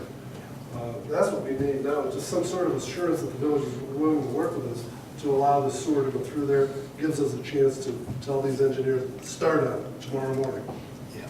And get it designed, get it ready to go out for bid, and get it ready for next year. The township board approved design monies up to $54,000. If you don't give us an agreement or consent, we don't want to even spend that money. The sewer system itself could cost $700,000. We're gonna have $1 million. We're gonna be putting in. So our decision is, if you don't give us understanding and consent, we won't even spend the $54,000 to design it. We will continue to build power lift stations to take this sanitary to the east and to the west, and to have the system that we have. We'll work around it, it doesn't make sense. As far as, we're spending up to $500,000 a year just to maintain pump stations. The less pump stations we can have, the better. And it makes sense to put a gravity line from the north to the south. Like I said, it's not my intention to tell anybody no, but it's not my intention to approve an agreement that we haven't even seen yet. The agreement is, will you let us put it in there or not? That's all it is. You know what? Unfortunately, Jack, I think if you know it's not, you do know it's not. It's never that simple. It's gonna be a 27-page document with 3 appendix, and it's just gonna be a disaster. Because that's what government does.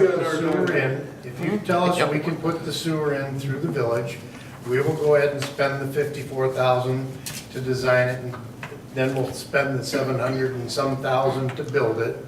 If you tell us, no, you don't understand this or want to consent to that, we won't spend a dime.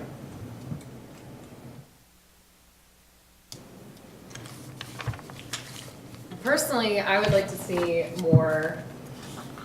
less obligatory partnerships between the village and the township. So I understand that it was kind of on a had-to basis, this request, but nonetheless, I don't see any hang-ups with it, and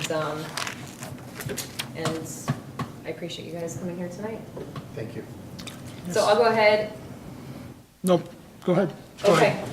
I'd like to go ahead and make a motion to approve the Oxford Township request to run the sewer line, let me get this right, through the M24 corridor during the MDOT reconstruction project. Pending approval of, final approval down the road with Bob Davis and their attorney working out the details. Pending approval of engineering design. Is that good? Pending legal review of, yeah. Okay. That got hacked completely. I'll second for purposes of discussion. There's a motion with support. Mr. Bailey? Yeah, does the clerk have an adequate version of what we just said? Yes, I have a motion by Logan to approve the request from Oxford Township for sewer line through the M24 corridor during the M15 project pending. M24. I'm sorry, M24. M24. One community over. Pending legal review and the engineering approvals. I don't even know the engineering. Engineering's not. No, it doesn't need to be part of it. And pending legal review period. So where do you need? Yeah, sounds good to me. Can I amend that? Just very briefly? I'd like to amend the motion to include giving the village manager the authority to sign off on said agreement. Not until after the council has seen it. When, We'll work on that tomorrow morning. How long would it take us to announce, according to the Open Meetings Act, another meeting of council? Could we meet on Thursday, say, or on a Friday or something? I think they're just saying, give us the green light that you agree with it. They're gonna start, and then we can work on the agreement and the It details. takes 2 weeks, if it takes 3 weeks. perfect. And we can schedule a special meeting once that agreement is ready. You don't even need a special meeting. Okay, With passing of your motion, okay, we will begin our work on it. okay. With failure of our motion, we'll walk away Then I from it. withdraw my amendment to the said motion. Okay, further discussion. Mr. Bailey? What if the attorneys have serious reservations?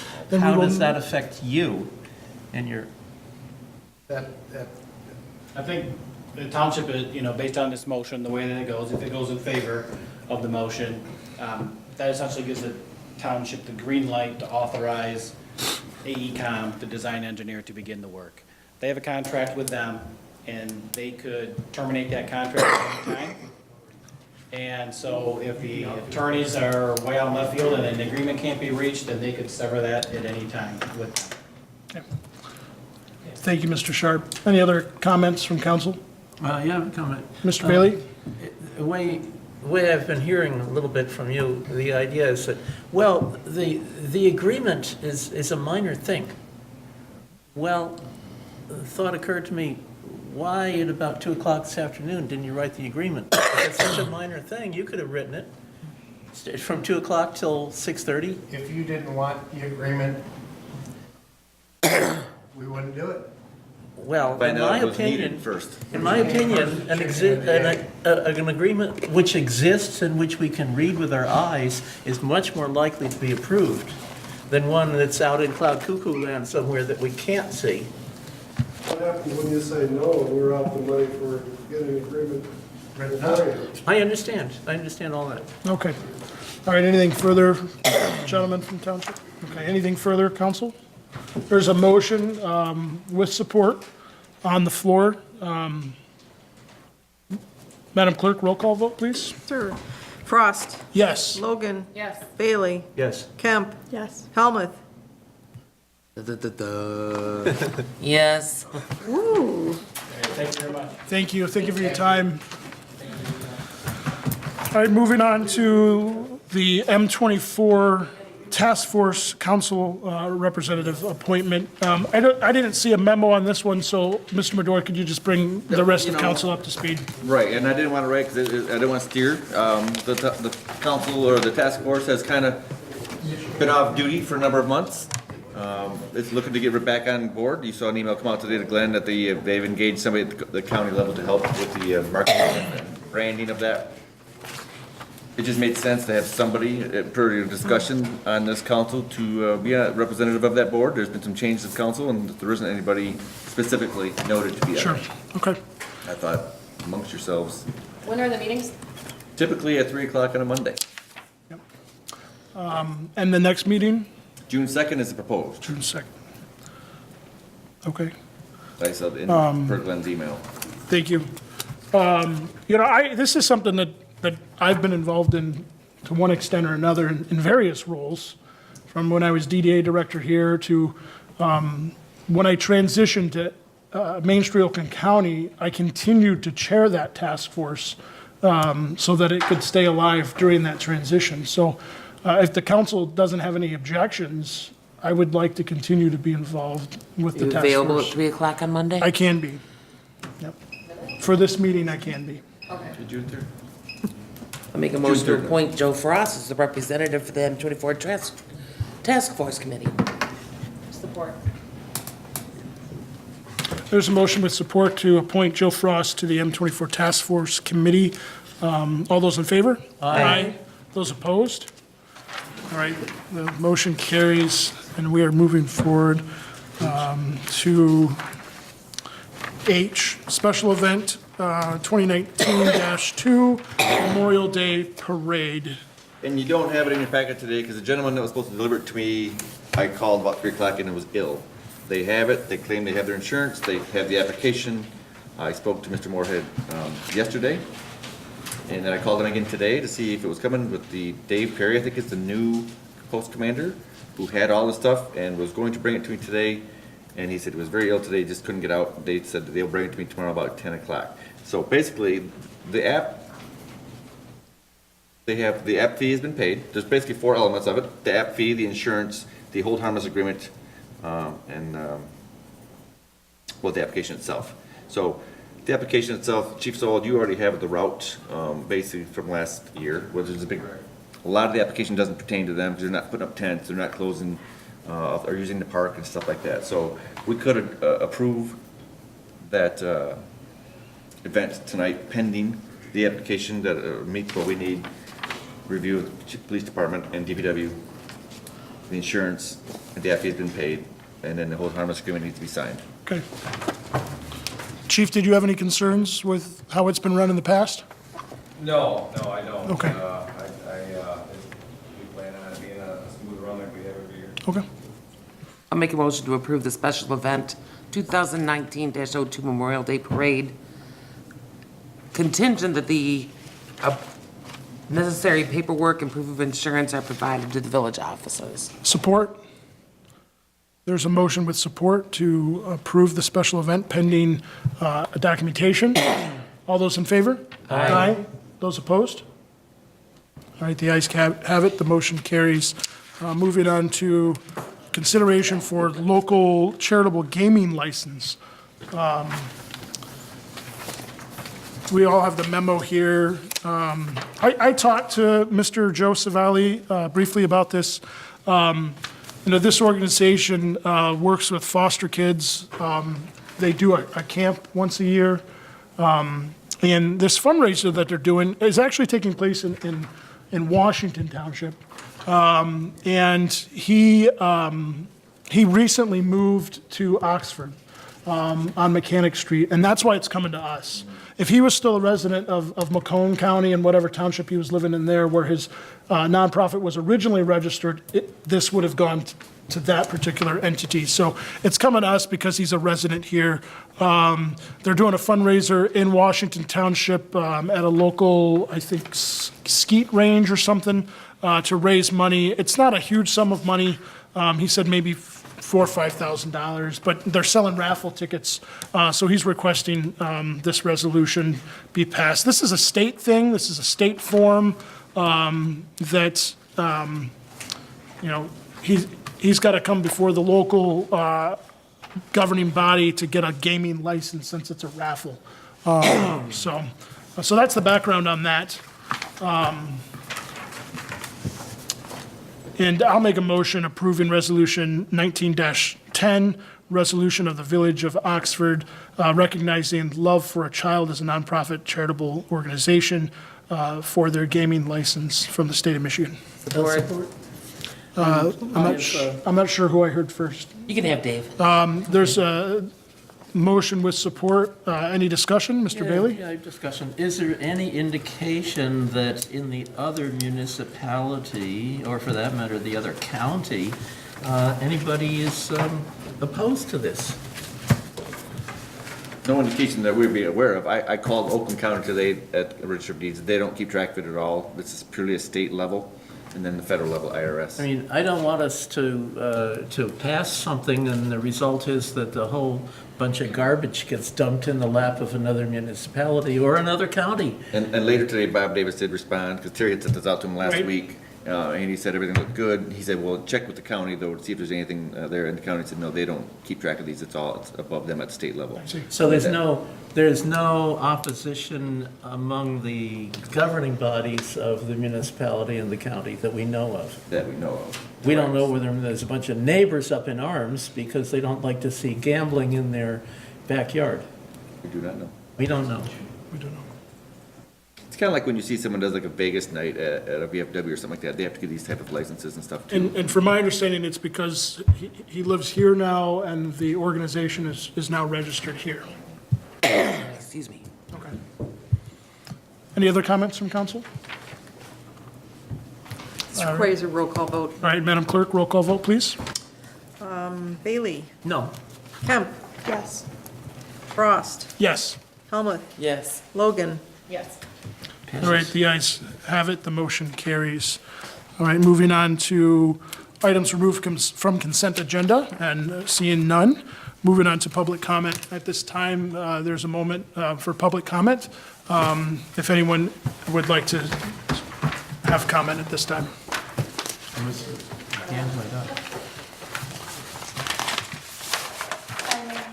Tanya Heiser. I'm at 34 Lafayette Street in the village.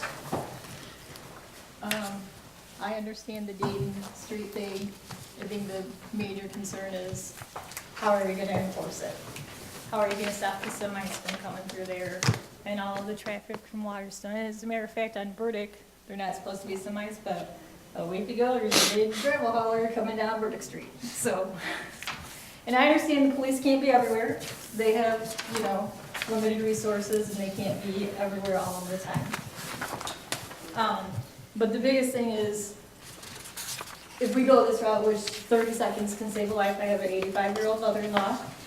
They have to put locks on her door for the fire department to come because she falls down. And they can't get in the house without the little lockbox thing.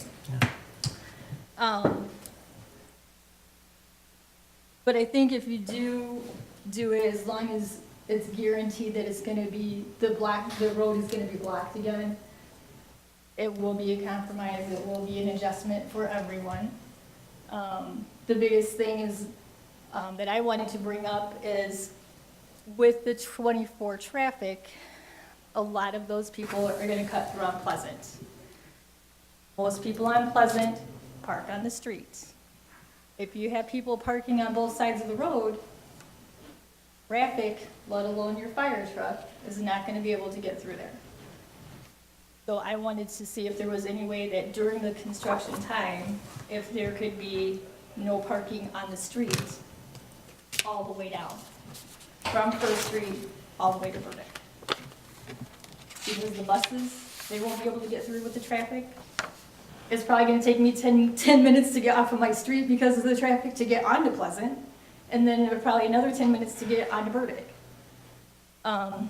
So for the safety of the cars, for the safety of the kids, for the safety of the traffic, so the fire trucks can get through and the EMS can get through, I would like to ask that at least be done during construction. And then my only other thing was the gazebo. I had heard about that before. I don't know where Brian went, but, again, I know we had talked about that before. Per Burgess PUD, nothing is to be built on that lot. No permanent structures. A gazebo would be a permanent structure. And I understand it's for the park and it's for the kids. Build it in the park. Because if you have kids that are autistic, do you really want to be that far away from them? From the park. It should be in the park. I'm all for the park, I get it. We used to have a neighbor that lived down the street, and we would find their kid running down the road and have to stop them. They moved since then, but it should be in the park where the kids are gonna be. Not across the trail. You're not gonna be able to see them, depending on how big this park is, and be able to keep track of them. And as far as not only that, but also the enforcement of the PUD agreements are not being enforced. So trees that are supposed to be replanted, parking lots that are supposed to have stripes, because it's not important enough or urgent enough to people that work in the village. And if we're not gonna enforce these agreements that we make them have, then why do we even have them?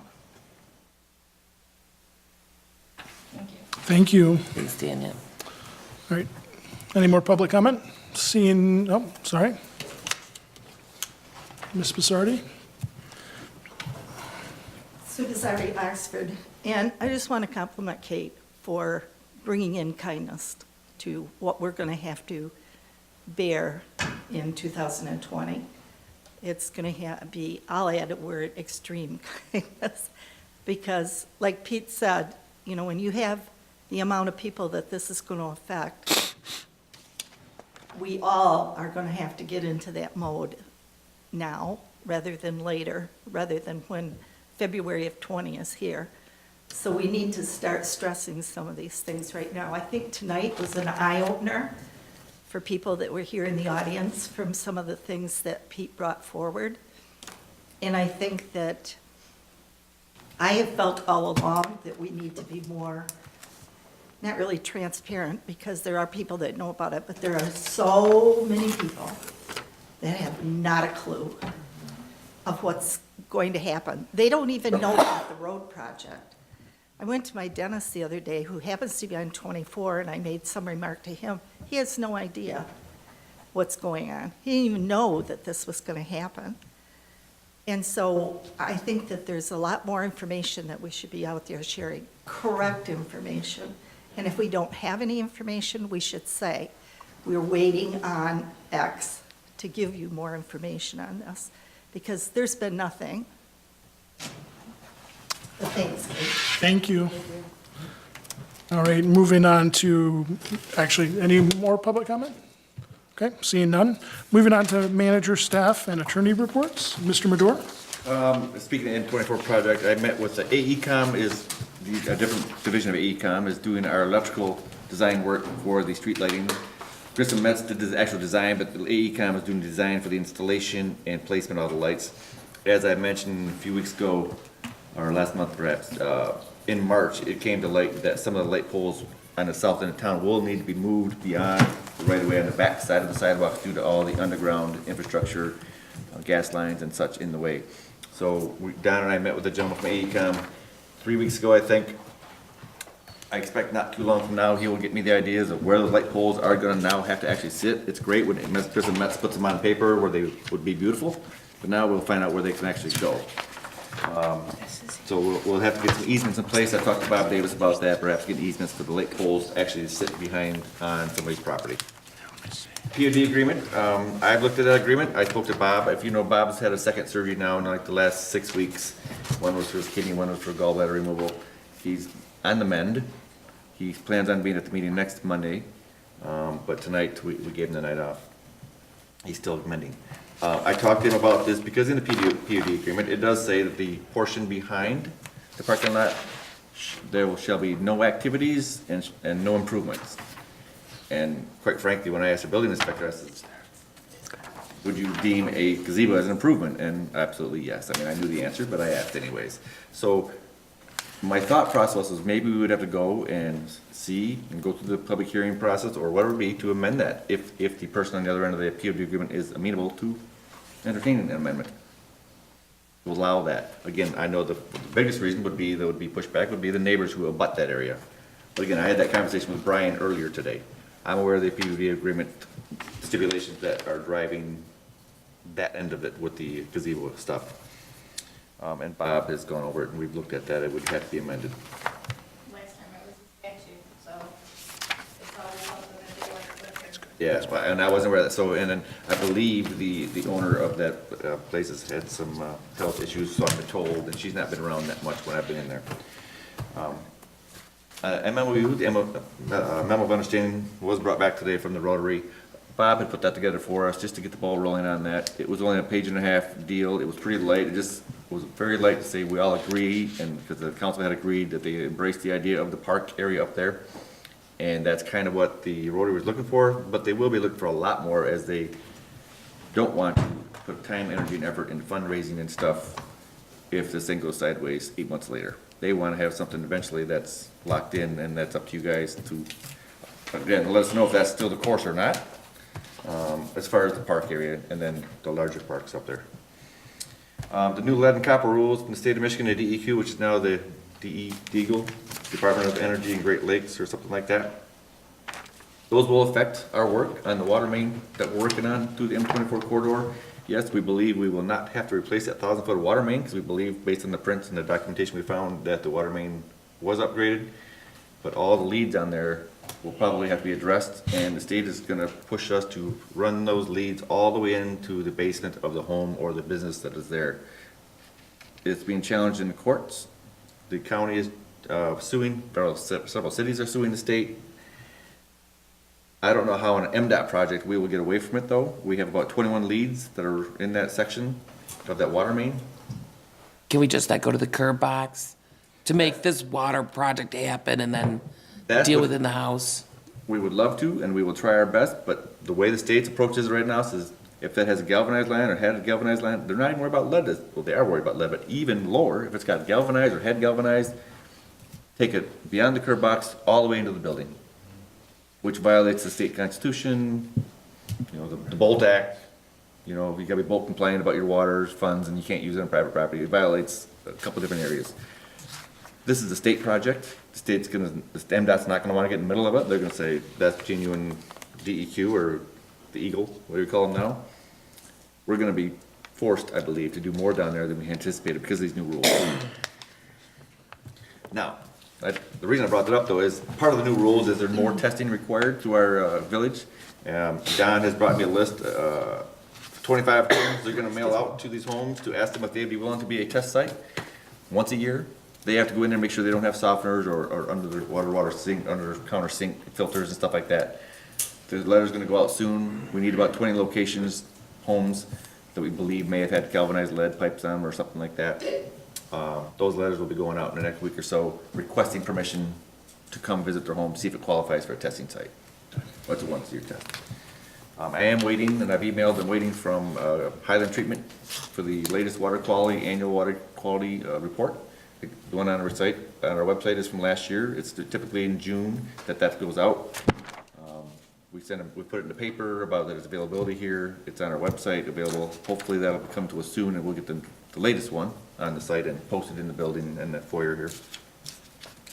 In front of Joe Frost there is a Michigan Municipal League. MML is our workers' comp carrier, and we received a Loss Control Achievement Award we received for outstanding dedication to employee health and safety. That's always a good thing if you get rewards like that, something that's working. We have had a couple small hiccups with people getting hurt in the last year on ice and stuff. But we're still in good shape as far as MML is concerned. Comcast, if you recall, we did a franchise agreement with them December, January. They wanted to come in and they're running cables from Oxford Township Drainer Road, up through the 24 corridor. As they sign up customers, they're coming to us saying, hey, we want to run and bore into this parking lot, we want to do this, we want to do that, we want to get over to Cape Ann Pit, we want to get over. They're just going like pop, pop, pop, where they sign people up. Because they're talking about boring, we're concerned about our infrastructure. I've spoken to Doug at Rowe.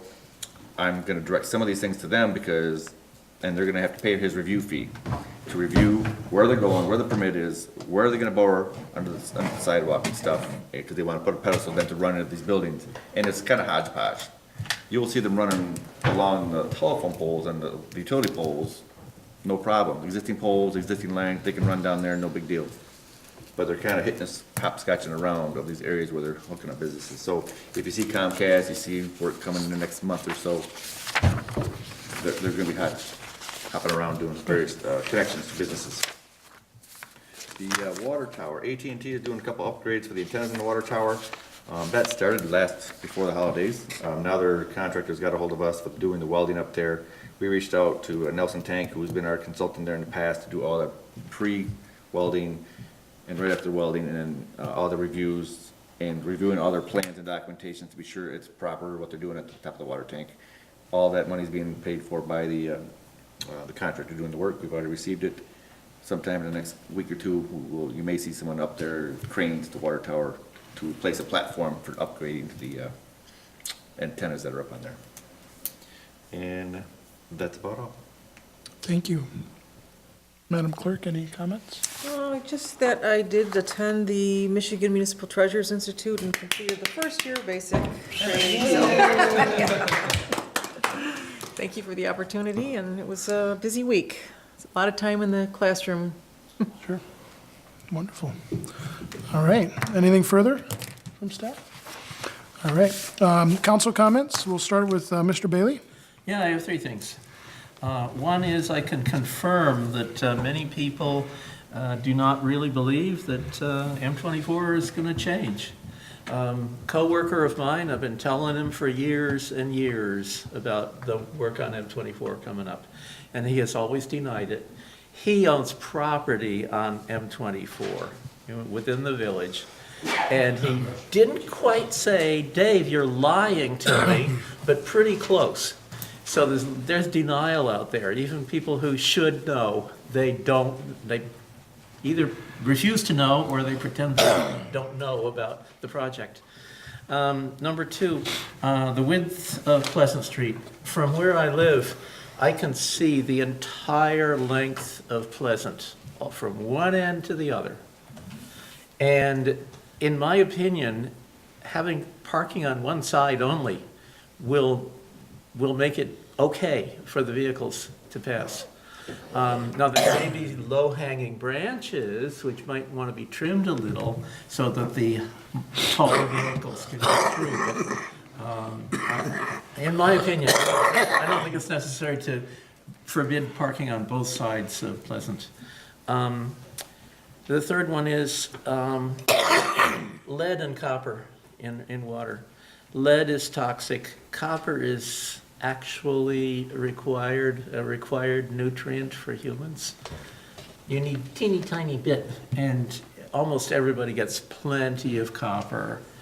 But if you're taking zinc supplements, zinc and copper fight each other. And if you take too much zinc, you may become copper deficient and get sick because you're not getting enough copper. So I try to separate lead from copper in my thinking. Copper is only toxic if you get a huge overdose. Lead, you should not get any lead, ideally. Nothing. That's all I got. Thank you, Mr. Bailey. Ms. Kemp? Well, I'm looking forward to our communications meeting this coming Monday, that we're going to be starting, that task, that bit for the communications, because so when people don't know this is coming, hopefully we can do a better job getting out to everyone, not just a select few. But I am, I'm glad a lot of people showed up tonight, and glad to see audience participation. Thank you, Ms. Kemp. Mrs. Helmuth? The special cable meeting on May 20th, Joe Madore, is not happening. I know that'll break your heart. They were unable to get anyone from the attorneys to meet with us on that date.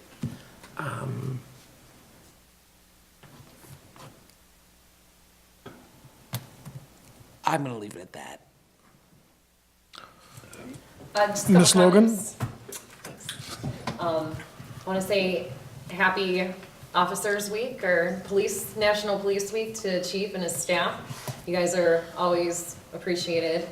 I want to commend Chief Pete on his fortitude this evening. It's not easy to get up in front of a mob of angry people, but you've done it and always prevailed. So thanks for that. Sue, thank you for your comment. I think that the approach to any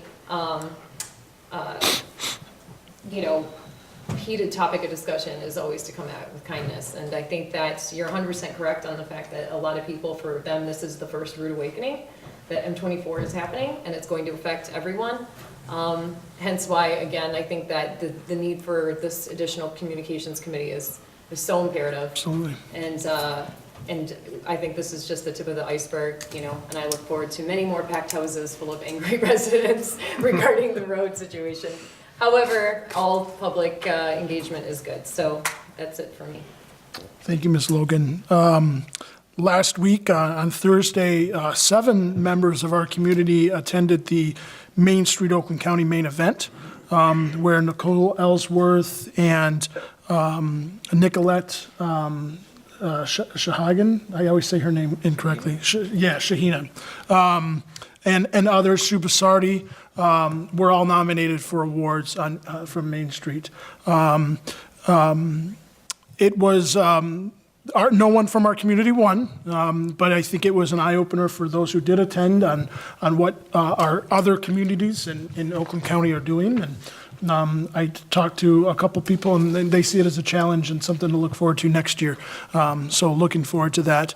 I know they're not here now, but I'd like to thank the Bill Dunn, Jack Curtis, and Jim Sharp for coming and speaking to us this evening and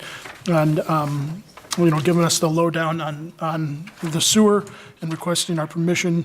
I also like to thank, again, they're not here, Tanya's here, thank you for sticking through it, but I'd like to thank our residents. Like I said at the very start, it's not every day that it's a packed house. I get excited and nervous when we have that many people in these chambers, but as many of us have discussed before, whether it's this topic or others, we want input from our residents. These are our citizens, these are our constituents, and we want to hear from them. So thank you. If you're watching this later and you were here, thank you for attending. I'd like to thank Oakland County Commissioner Mike Spiz. Thank you for attending our meeting this evening as well. And thank all of you for the fortitude, the discipline. I know meetings like that can kind of start to get out of hand a little bit. And I know I was getting a little heated at times, but it's a passionate thing, and we should all be passionate about the changes that are taking place in our community. And I feel that the M24 thing will be for the better if our cooler heads can prevail and we can get through it together as a community. So with that, moving on. Can I make a suggestion? Oh, sure. I'm sorry. I just thought that because you do not have a second meeting scheduled, you should probably make a motion to hold a special meeting with a date and time. Right. The one in the motion for the agenda was special meeting in 2 weeks, right? So that'd be 2 weeks. So we're from looking at the tonight. 28th. So that would be your announcement, same time, Yep. normal time, 6:30 PM? That's okay with it? No one? It's the day after. Day after. Yeah. Question real quick, are we gonna move the meeting a day because of Memorial Day and have a budget meeting the day prior? Like we do our, So you're saying do another workshop? I think, right. I would like to do another budget workshop if the council will oblige. So the day before that meeting is Memorial Day. No, I'm saying push the special meeting, the second meeting, to a Wednesday, which would be the 29th, and have the budget meeting on the 28th, which would be the morning after Memorial Day. Well, because we know how well I do in mornings. Especially after a holiday. We'll feel great, I'm sure. So you're saying do the special meeting in the morning? The budget meeting. Oh, I see. And then hold the special meeting. Is the chamber occupied on Wednesday evening that day? I don't believe so. It's the 5th Wednesday of the month. That particular night doesn't work for me due to a personal conflict. Okay. So could we do the budget meeting in the morning and then do the special council meeting in the evening? I know, sorry, folks. Well, what if we did the budget meeting just earlier?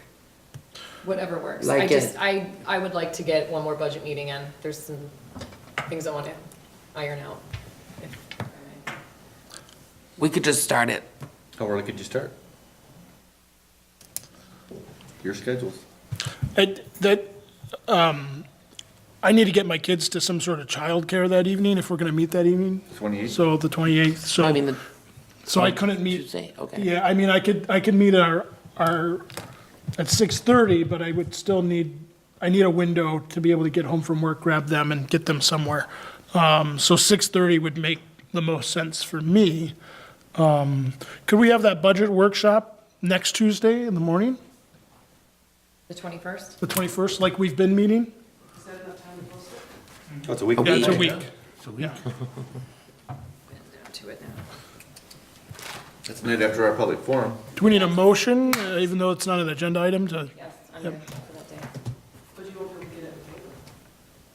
It doesn't have to be in the paper. Do we need a motion to make this happen? I would recommend a motion. I make a motion to schedule a special budget workshop meeting on Tuesday, May 21st at 7 a.m. and a special meeting of council on Tuesday, May 28th at 6:30 p.m. I'll support, and I have a comment. Mr. Bailey? In my opinion, scheduling meetings is not a substantive issue. It's not like we're passing an ordinance or anything like that. So I wouldn't worry about it not being on today's agenda. Okay. Any further comments? There's a motion with support. All those in favor? Aye. Those opposed? Motion carries. Moving on to, I'll entertain a motion to adjourn. Support? Or, I'm sorry, I wasn't listening. I was convincing. We're trying to get out of here. I feel shame. I'll entertain a motion to adjourn. I'll make a motion to adjourn At what time? with support at Support. at 8:53 p.m. There's a motion with support to adjourn. All those in favor? Aye. Those opposed? All right, this meeting is adjourned.